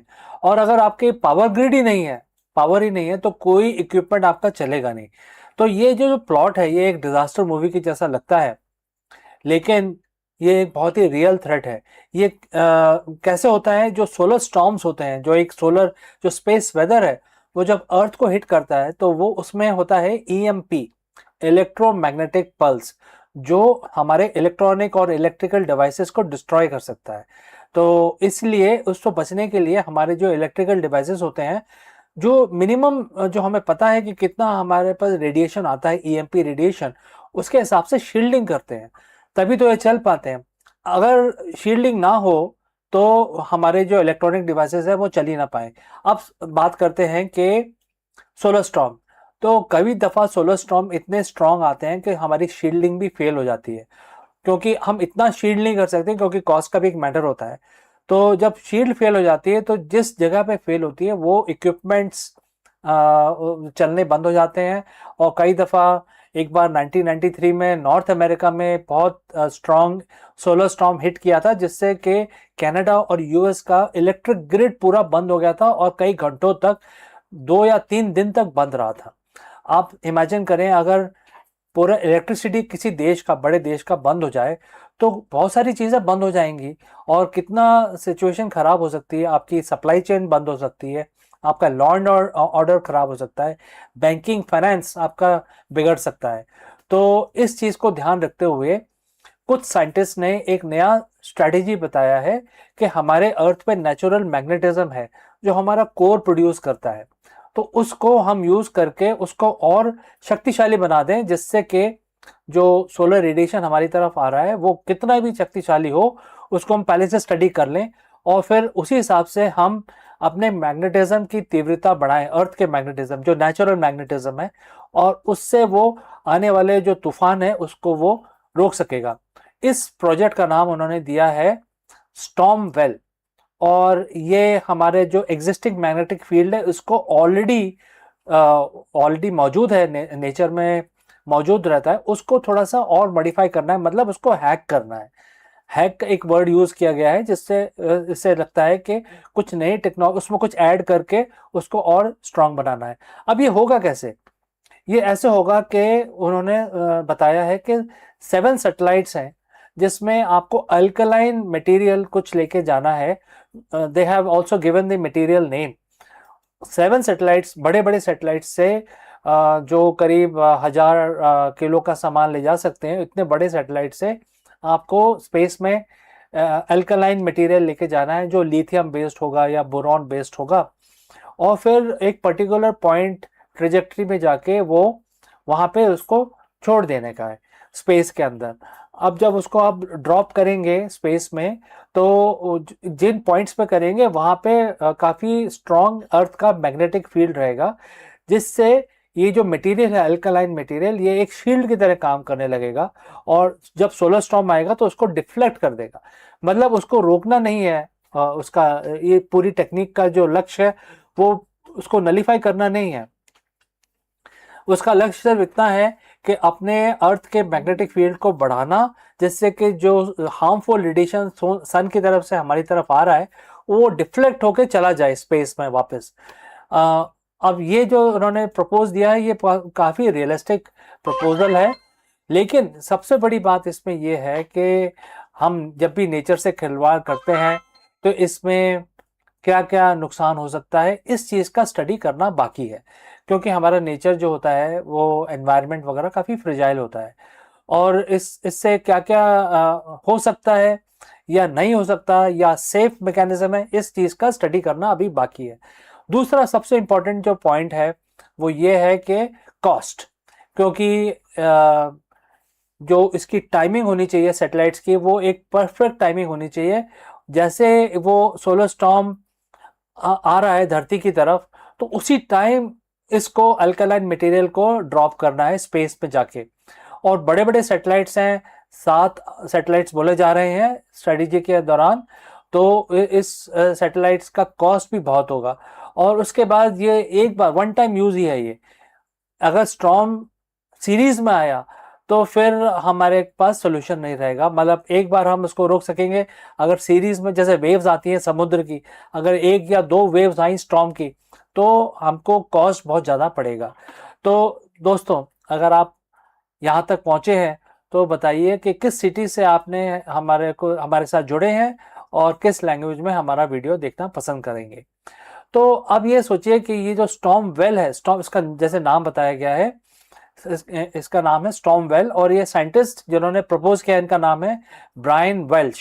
ये बॉस्टन यूनिवर्सिटी में काम करते हैं, और उन्होंने बोला है कि जो हमारी जो शील्ड है इसको और वो स्ट्रॉन्ग बना सकते हैं। पर जैसे मैंने बोला कि जब ये केमिकल आप डालेंगे स्पेस के अंदर तो ये जो सन की रोशनी में आके फोटो आयनाइज हो जाएंगे, मतलब इसके अंदर एक चार्ज प्रोड्यूस होगा जो एक फर्दर मैग्नेटिज्म को सहारा देगा, और इससे अर्थ का मैग्नेटिज्म और स्ट्रांग हो जाएगा। और जो लेकिन जब ये स्टॉर्म धरती की तरफ आके प्लाज्मा से हिट करेगा तो वो प्लाज्मा उसको अपने साथ लेके डिफ्लेक्ट कर देगा, और जिससे हमारे इलेक्ट्रॉनिक इक्विपमेंट वगैरह बच जाएंगे। नाउ अब इसमें मैंने प्रोज एंड कॉन्स दोनों बताए हैं आपको। प्रोज ये है कि हमारा जो इलेक्ट्रॉनिक जो हमारा लाइफस्टाइल है वो बच जाएगा, और कौन सी है कि हमें ये पता नहीं है कि इसका साइड इफेक्ट क्या होगा और इसमें कितना खर्चा आएगा, तो इसके लिए काफ़ी रिसर्च करना बाकी है। अब हम बात करते हैं एथिकल कंसिडरेशंस की। देखिए ऐसा है कि जैसे अगर हम 100 साल पुरानी बात करें तो उस टाइम ना मोबाइल होते थे, ना कारें होती थी, ना सैटेलाइट्स होते थे, लेकिन आज की डेट में हमारा जो लाइफस्टाइल है वो इन पे डिपेंडेंट है। जैसे कि मैंने वीडियो के शुरू में बोला कि जीपीएस के बिना हम कहीं जा नहीं सकते, इंटरनेट के बिना हम रह नहीं सकते, और बिजली के बिना तो हम सर्वाइव ही नहीं कर सकते। अगर बिजली नहीं हो, इलेक्ट्रिसिटी ना हो हमारे घरों में तो कुछ भी नहीं होगा। तो इसकी वजह से अभी हमें सोचना पड़ेगा कि जो स्टॉर्म वेल जैसे प्रोजेक्ट हैं या कोई और प्रोजेक्ट फ्यूचर में, या कुछ प्रोटेक्शन जो हमें स्पेस रेडिएशन से बचा सके, ये हमारे लिए काफ़ी ज़रूरी है। क्योंकि हमारे एनवायरनमेंट के अंदर सैटेलाइट्स हैं, हमारे एनवायरनमेंट के अंदर इलेक्ट्रिकल ग्रिड्स हैं, और हमें ये भी देखना पड़ेगा कि हमें कॉस्ट बेनिफिट एनालिसिस भी करना पड़ेगा कि कितने पैसे हैं, और ये भी सोचना पड़ेगा कि सारे धरती के सारे देश एक साथ कैसे आए। सो जियो पॉलिटिक्स का भी इसमें रोल है, क्योंकि एक सैटेलाइट छोड़ के एक कंट्री नहीं बचा सकते, हमें 7 सैटेलाइट छोड़ के सारी धरती को बचाना है। तो इसका मतलब ये है कि जो भी खर्चा होगा वो सारी कंट्रीज कंट्रीब्यूट करेंगी, तभी ये पॉसिबल हो पाएगा। तो ये जियो पॉलिटिकल एक सिचुएशन भी बनती दिखाई दे रही है इस पर्टिकुलर प्लान के अंदर। तो दोस्तों, आपको क्या लगता है, क्या करना चाहिए? सोलर स्टॉर्म एक बहुत बड़ा रिस्क है हमारे लिए, या या इतना बड़ा रिस्क नहीं है, आप बताइए हमें। और दूसरी बात यह है कि हम सोच रहे हैं कि हम स्पेस फ्लाइट करेंगे, तो ये जो लर्निंग होगी हमें, ये हमें जब अर्थ से बाहर निकलेंगे तो भी हमें सेव करने में काम आ सकती है। अगर हम स्पेस में जा रहे हैं और स्टॉर्म आ गया जो हमारे स्पेसशिप को हिट करा और वहां पे सब कुछ शट डाउन हो गया, तो हम क्या करेंगे स्पेस के अंदर? तो जो टेक्नोलॉजीज है ये बहुत ही इंपॉर्टेंट है मेरे हिसाब से तो। But I want to know from you, आप क्या सोचते हैं इसके बारे में? तो जरूर कमेंट करके बताइए। Thanks for watching. मैं आपसे फिर मिलता हूँ दूसरे वीडियो में जल्द ही।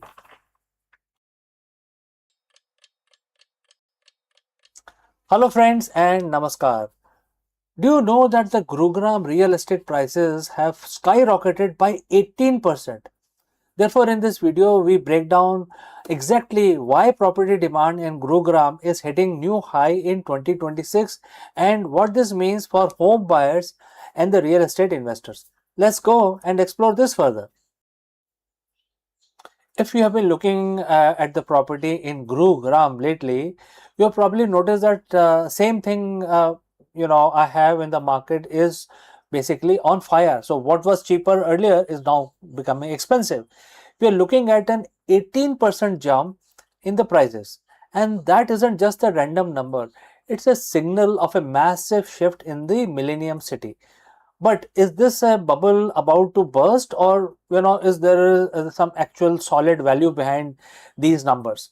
Today we are breaking down exactly what is happening in Gurugram real estate market in 2026, and more importantly whether you should be buying, selling, or staying on the sidelines when the property is soaring so much.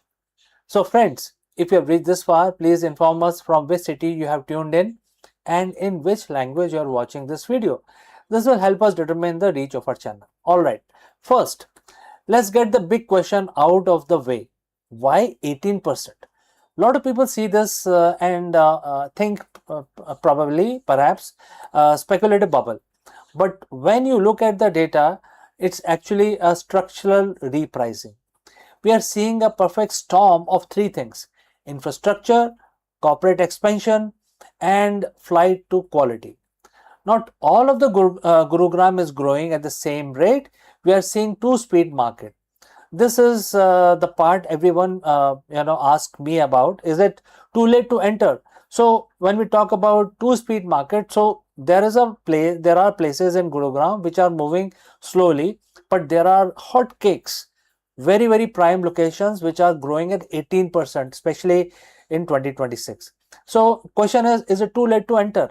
No, market is absolutely risk free.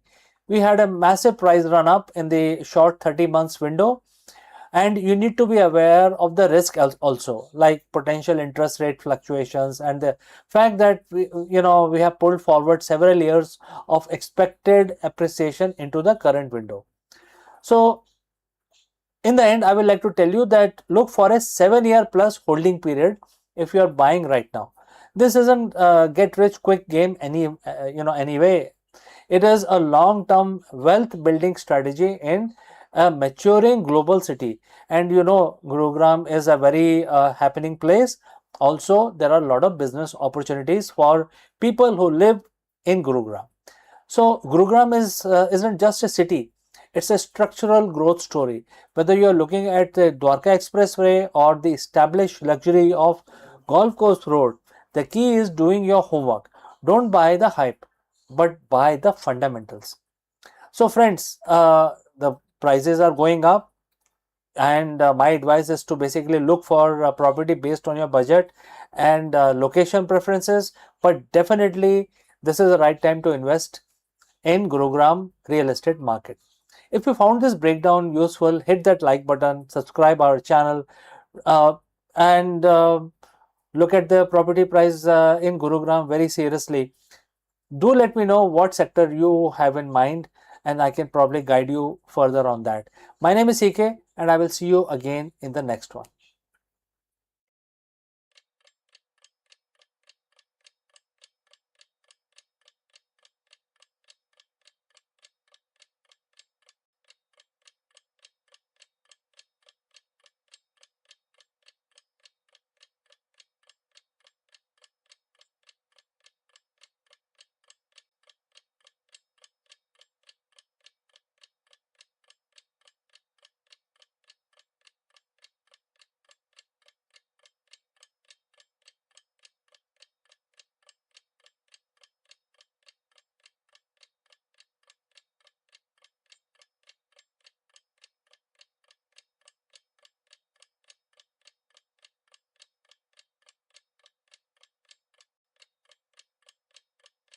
A silent $189 billion revolution is rewriting the rules of the global dominance. We are witnessing the death of the isolated assembly lines and the birth of a massive integrated industrial cluster. If you want to understand how the world's most powerful corporations are securing their future, you must follow this India's capital migration. Let's go and understand this in much more detail. Namaskaram, friends. You're most welcome. For decades, the global supply chain operated on a single fragile premise, which is offshore everything to the lowest cost isolated assembly line. Cross your fingers and hope maritime routes never face disruption. And that era is dead, actually.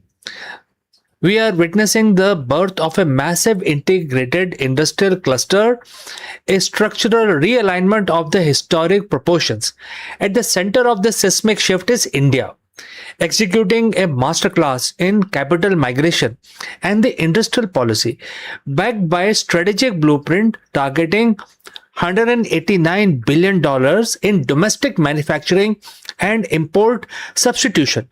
The rules of global trade are now being redrawn.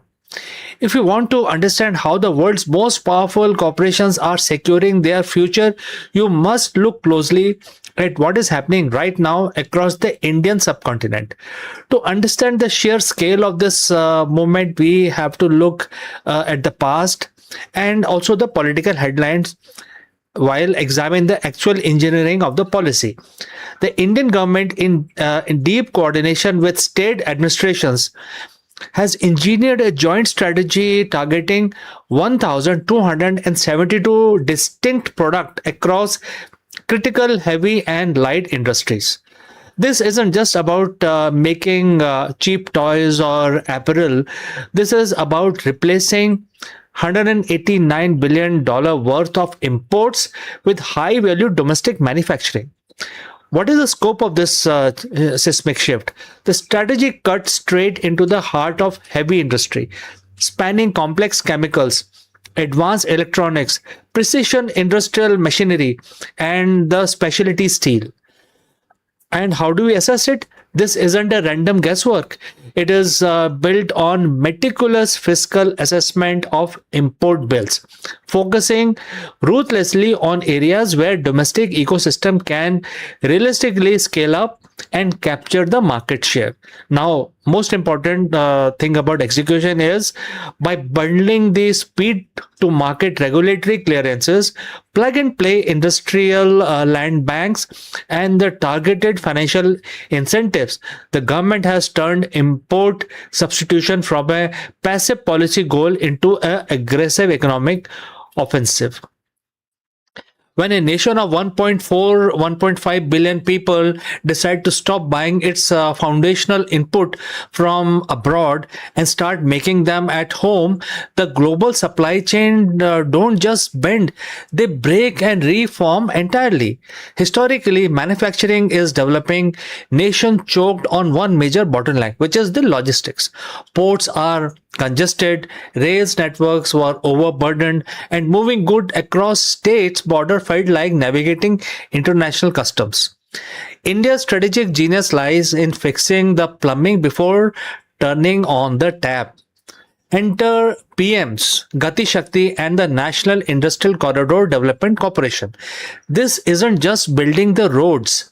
It is a systematically creation of interconnected industrial node mapped directly into dedicated freight corridors. The integrated logistics, which are basically factories and other logistics players, are no longer built in isolations. They are designed inside massive plug-and-play industrial smart cities that sit adjacent to deep water ports and freight railway lines. By driving down logistic cost and eliminating bureaucratic friction, the state is giving manufacturers a structural cost advantage that rival any legacy manufacturing hub in East Asia. By grouping the component makers, raw material suppliers, and the final assemblers into the same geographic cluster, transit time vanishes, inventory holding cost plummets, and efficiency skyrockets. This infrastructure pivot is why industry bodies like SCAM noted that India's average manufacturing growth has successfully broken away from post-pandemic global slowdown trends, outperforming the global manufacturing average by nearly 2 full percentage points. Now, let's talk about the microeconomics of the fear and resilience. The post-pandemic world taught corporations boardroom a brutal lesson. Pure efficiency without resilience is a death sentence. Geopolitical tensions, trade fragmentation, and maritime volatility just-in-time manufacturing into a dangerous gamble. This triggered the grand migration known as the China Plus One strategy. Global tech giants, automotive titans, and electronics, giants needed a destination robust enough to absorb massive scale, secure enough to protect intellectual property, and stable enough to weather the global shocks. India stepped in that exact vacuum.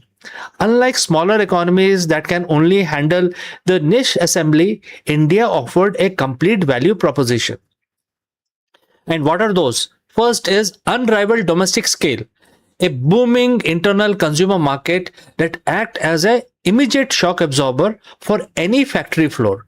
Number two is the policy agility. Aggressive production linked incentive, which is also known as PLI, schemes that actively reward companies for expanding output and hitting exports milestone. Number three is the strategic neutrality, a geopolitical standing that allow it to trade and integrate smoothly with Western economies while building robust local supply chains at the same time. What is the result? Major multinationals are no longer treating India as an alternative option. They are treating it as the primary anchor of their future global growth. To truly grasp the genius of this boom, look at the specific sector leading the charge. This is a high-tech industrial transformation, not a low-wage assembly race. Let's start with electronics and semiconductor. Once heavily reliant on finished imports, India is rapidly scaling into the global electronics powerhouse, targeting multi-billion-dollar ecosystem in mobile manufacturing, consumer electronics, and the foundational semiconductor fabrication. Next is the steel and heavy machinery. By securing domestic production for critical alloys and the capital goods, Indian manufacturing ensures that downstream industries from construction to automotive aren't vulnerable to sudden global price spikes on export bans. Next is the pharmaceutical and the pharmaceutical ingredient companies. Building on its pharmaceutical legacy, the focus has shifted intensely towards domestic API independence, securing the raw chemical building blocks of the global healthcare. Also, how can we forget defense and aerospace? Historically, one of the world's largest defense importers, India is aggressively pivoting towards indigenous defense manufacturing, exporting high-end defense hardware to allied nations worldwide.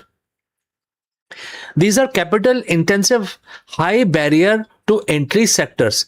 Winning here means building long-term technological sovereignty. So friends, why does India's $189 billion manufacturing boom change everything? Because it signals the end of unipolar manufacturing dominance. For the last half century, global supply chains have relied on single point of failure. The emergence of India as an industrial superpower introduced true multipolar resilience to the global economy. It proves that developing nations can combine large-scale demographic advantages with state-of-the-art digital infrastructure, targeted industrial policy, and unshakable strategic vision. The capital has moved, factories are built and expanding, and the global supply chain has been rewritten for the next 50 years. If you aren't paying attention to the industrial transformation happening in India right now, you aren't just missing a trend, you're missing the future of the global business. So, friends, thanks for watching. Make sure to like and subscribe and share your thoughts in the comments below. And I'll catch you again in the next one.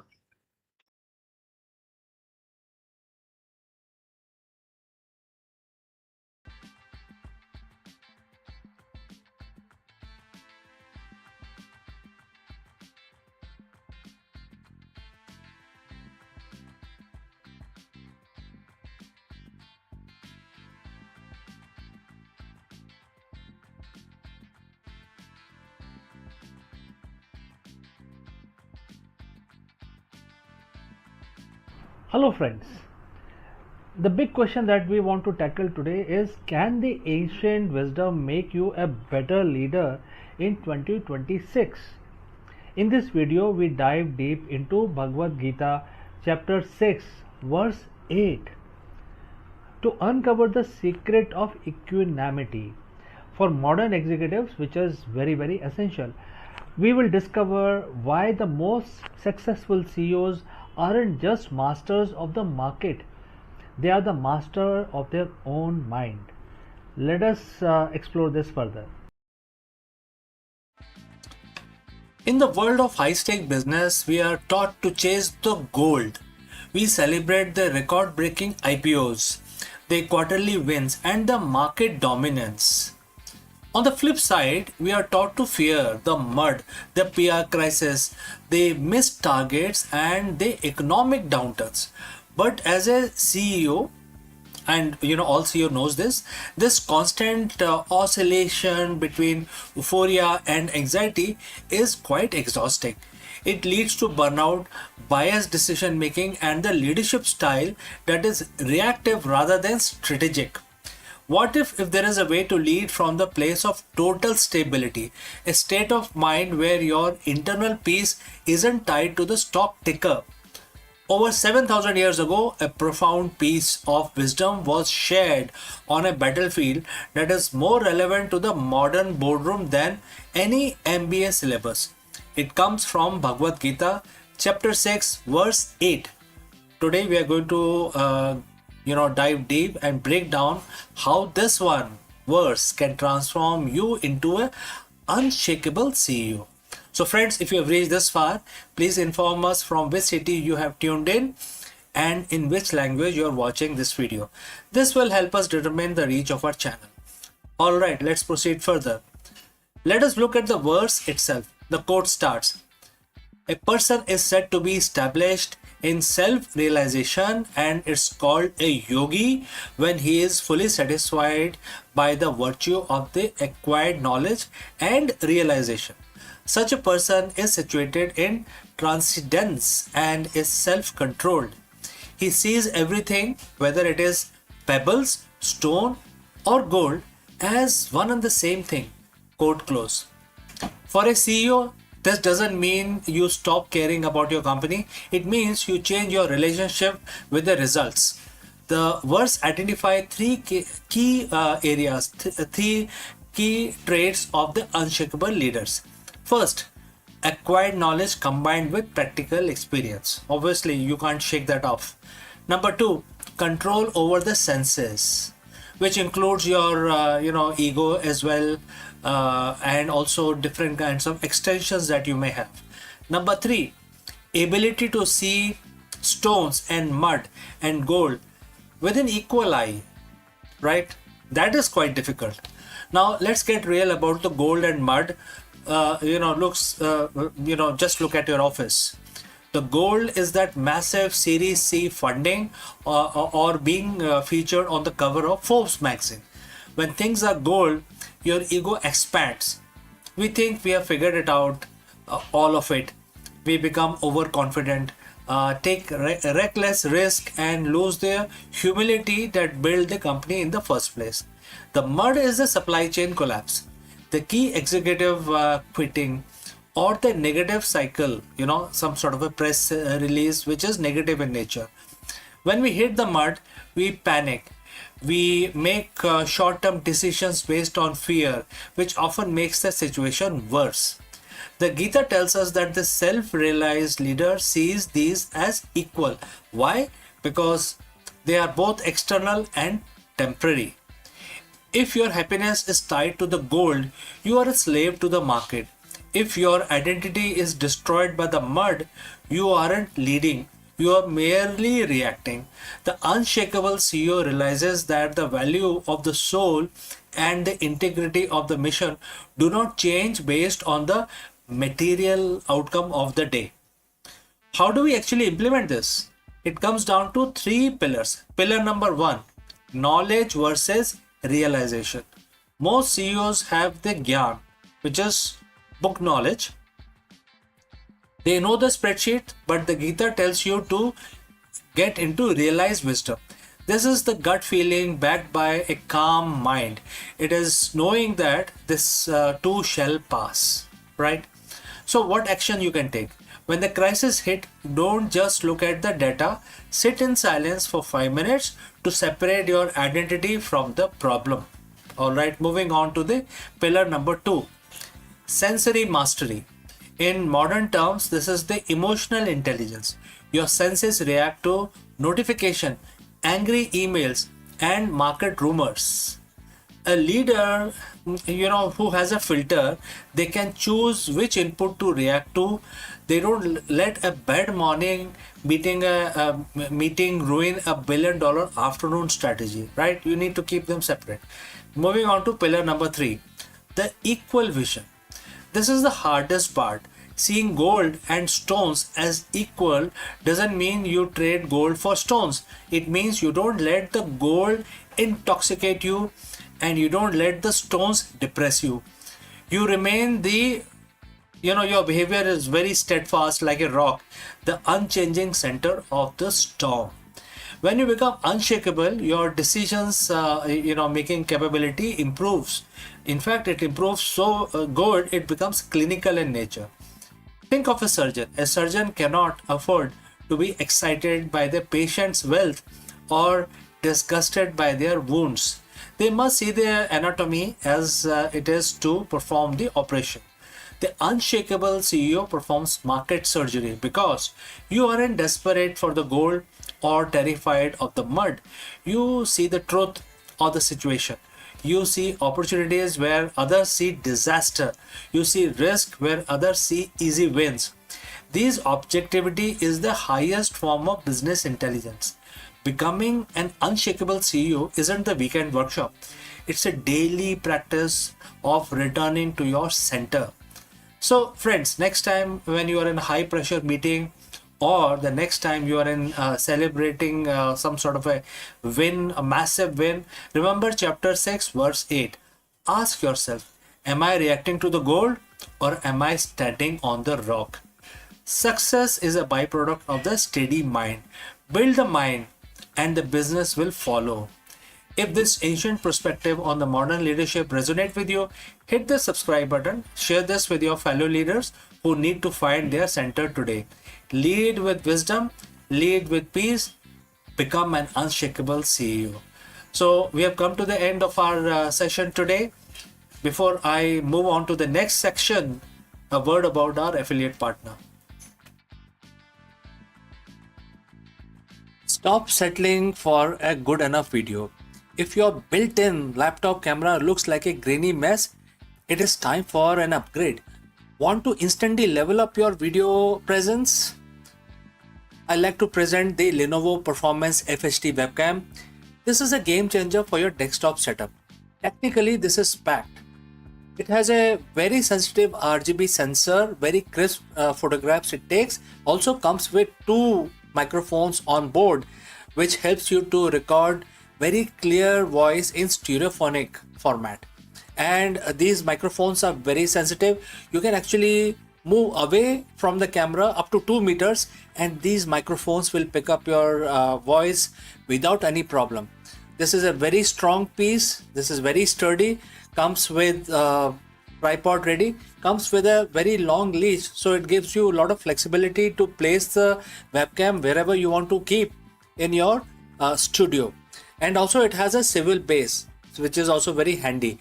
So if you want to basically level up your game, and you want to pick up this camera at a discount, please click on the link here or scan the QR code.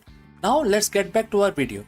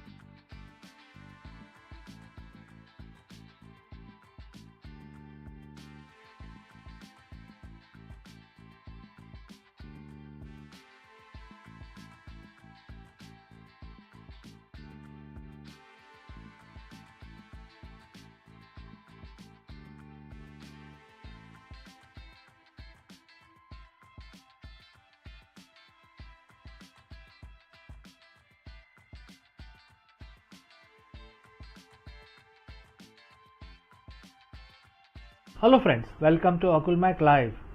The global economy is at the crossroads. In this video, we break down why the next 72 hours are the most critical window for 2026 for investors, for business leaders, and also for the policymakers.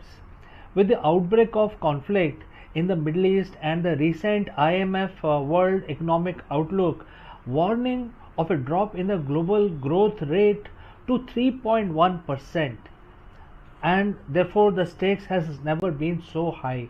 So what we got to do, what we should be aware of, stick around because we are going to discuss all of this.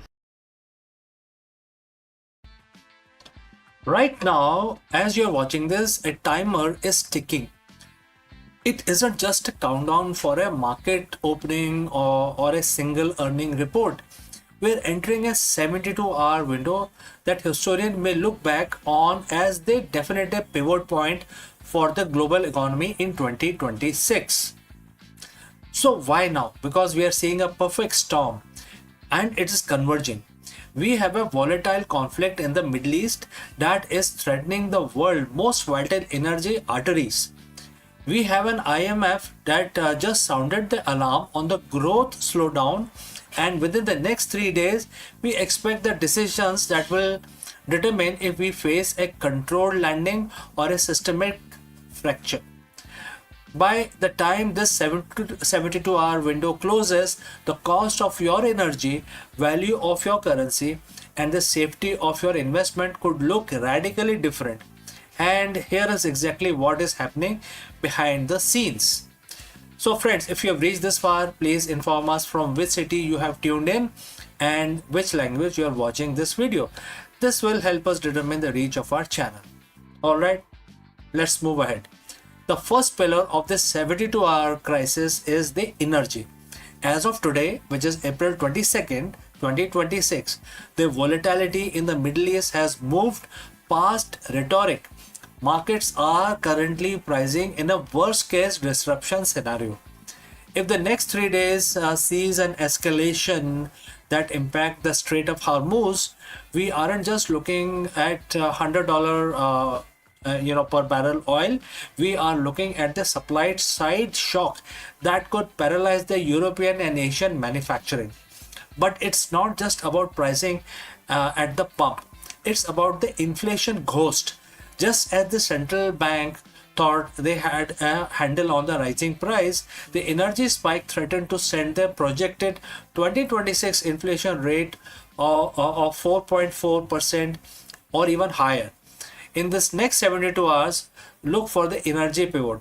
If the prices break past key resistance level, the global manufacturing sector will go into a defensive mode, and that means layoff and stalled growth. While the headline focus on the conflict, the underlying math is equally terrifying. Last week, the IMF released the World Economic Outlook. The headline was grim. The global growth is projected to fall to 3.1%. Imagine, only 3.1%. But the real story is in the next 72 hours of the diplomatic response. Financial leaders are currently meeting to decide if they will coordinate a liquidity injection or if it's if every nation for itself. We are seeing a massive divergence. While some economies are showing resilience, others, particularly in the developing world, are facing a debt wall.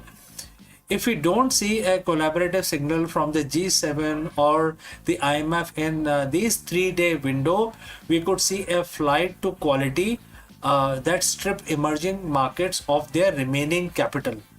This is the great repricing of 2026, and it is happening in real time as we speak. When the world gets scared, money moves fast. In the next 72 hours, we are watching the 3 safe havens, which is gold, US dollars, and increasingly digital assets. Gold has already been hitting the record high, but the next 3 days will test its ceiling. If we see a breakout, it's a signal that the big institutional players have lost faith in a quick diplomatic resolution. Simultaneously, the US dollar is weaponizing itself again.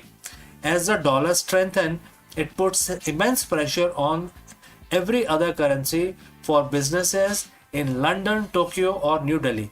A 72-hour surge in the dollar market makes their imports more expensive and their debt harder to pay.